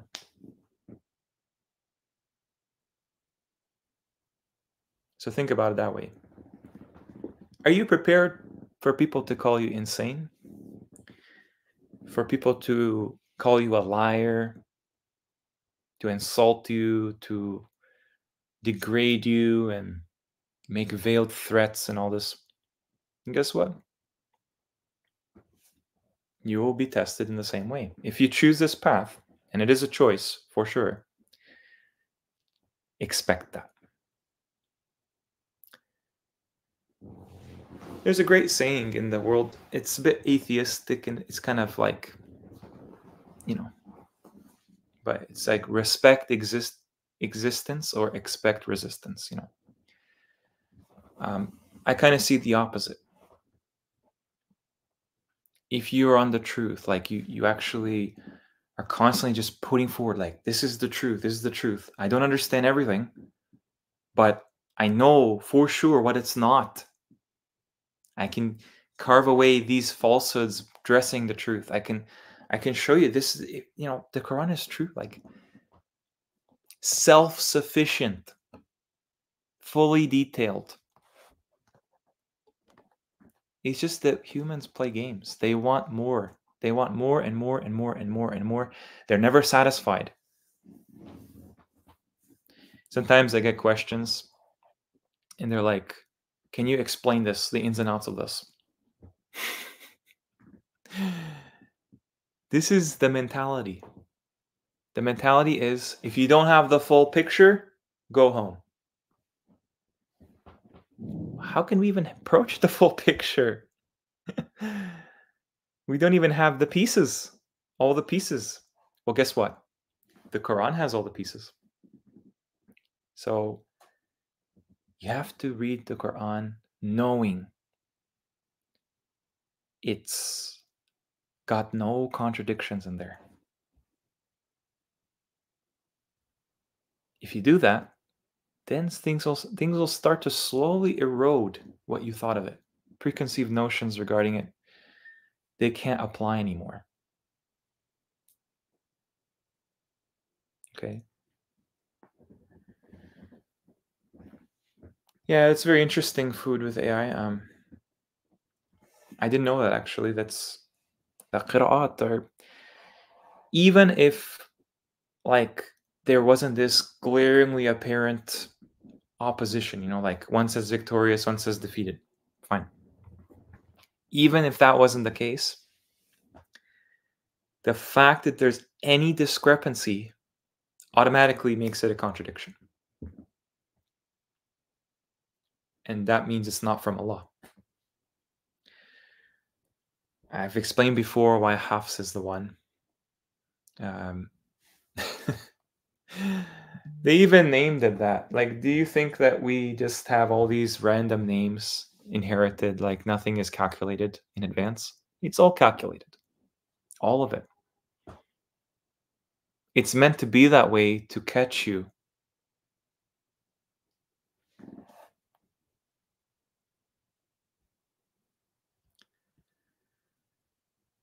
Malik, Malik. Two different words, two different definitions, discrepancy. And they accept that. They accept that because they want to prove something else true. Some tradition they were handed. They were literally handed this. If you're from the Middle East or from the Islamic world today, know very well the people that you inherited these hadith from, they're connected to your economies being just in a terrible state. They're connected to your countries being bombed. They're connected to all of the debauchery that you see in the West and everything. They're connected to all of that. They're your enemies. Literally, enemies of humanity. Ya ma'shar al-jinn wal-ins. Ya'juj wa ma'juj. Oh no, they're locked away. They have no effect on them. The ahadith came from the same source as the Bible. There's so many examples of that. Don't have time to get into it. I mean, it's uncanny. It's like these poetic works made by poets in their own right create a fog around the Quran, around Allah.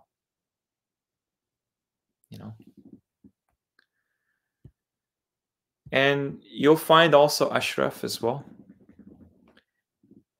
What did I mention in the beginning of the stream? Baghyan. That is something that gets in the way of progress, gets in the way of cohesiveness amongst believers. Why? If you're a believer, you're loyal to Allah. Whatever happens to your ideologies, whatever happens to your conception of the world, whatever happens to your personal life, it doesn't matter because that's in Allah's hands. You know that for sure. But some believers, quote unquote, they're a bit frustrated. Why didn't I figure this out? How could I be following something wrong? I've been doing this for years. It should be me. I'm so special and so insightful. Newsflash. This is news from the unseen. It doesn't belong to anyone except Allah. We're just literally like vehicles for his will in a way. At the end of the day, everything serves him, doesn't it? Shaitan is literally deluded. Shaitan is a deluded moron. Shaitan is a cursed, disgusting, reaching worm that doesn't understand. In all his cleverness, he has a special seat for eternity in torture and pain, as do his progeny, as do his followers. So, would you be angry if, like, the Quran started to bring you back into certainty, into confidence? It started to, like, resonate at the core of who you are, not at what you show on the exterior. Christians,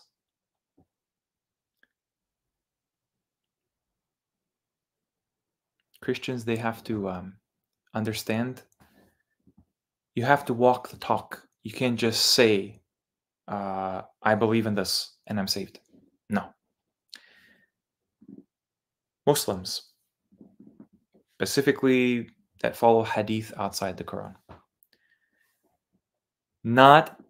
Your faith is not skin deep. It's not in the clothes you wear. It's not in how you look. It's not in where you're born. It's not in the traditions you show to the world. You actually have to believe in it. You have to show what's inside on the outside. Walk the talk. You see how it's always like something's missing, some aspects missing, that over time, people that are Yahud and Nasara, trust me, that has nothing to do with Jews and Christians as we understand them today. That's a way, way broader, way, way broader. They delight in this. They think it's great. And nobody has an advantage. Everyone has an equal ground. If for whatever reason someone didn't have any chance in this life, trust me, by the time the hour arrives, or I should say the hour's onset begins, they will have their chance. There's no injustice done to the worlds. And yeah, just want to end this comment here. Finding the Quran in a completely non-believer bubble feels like such a gift. Seeing most people fall into obvious traps because of their environment is so clear and so heartbreaking. But that's part of it. Yeah, that's when you're given a clean slate, it is kind of easier. But at the same time, people that grow up in a tradition of their household, there's some parts of it that are true. That's why it has to be convincing, like it's not all lies, clearly. And if you speak the language, that's an advantage. But then there's a trade-off because you learned all the wrong meanings. If you grew up in a non-believer bubble, there's a learning curve, clearly. And that's why there's no injustice in a way. If you have the capacity to understand, there's no injustice. Anyway, thank you guys so much. From the bottom of my heart, thank you so much for listening. I've definitely gone over time. Have to get back to my personal life. And really, yeah, whatever route this takes, alhamdulillah for everything. And with that, assalamu alaikum, everyone, and peace.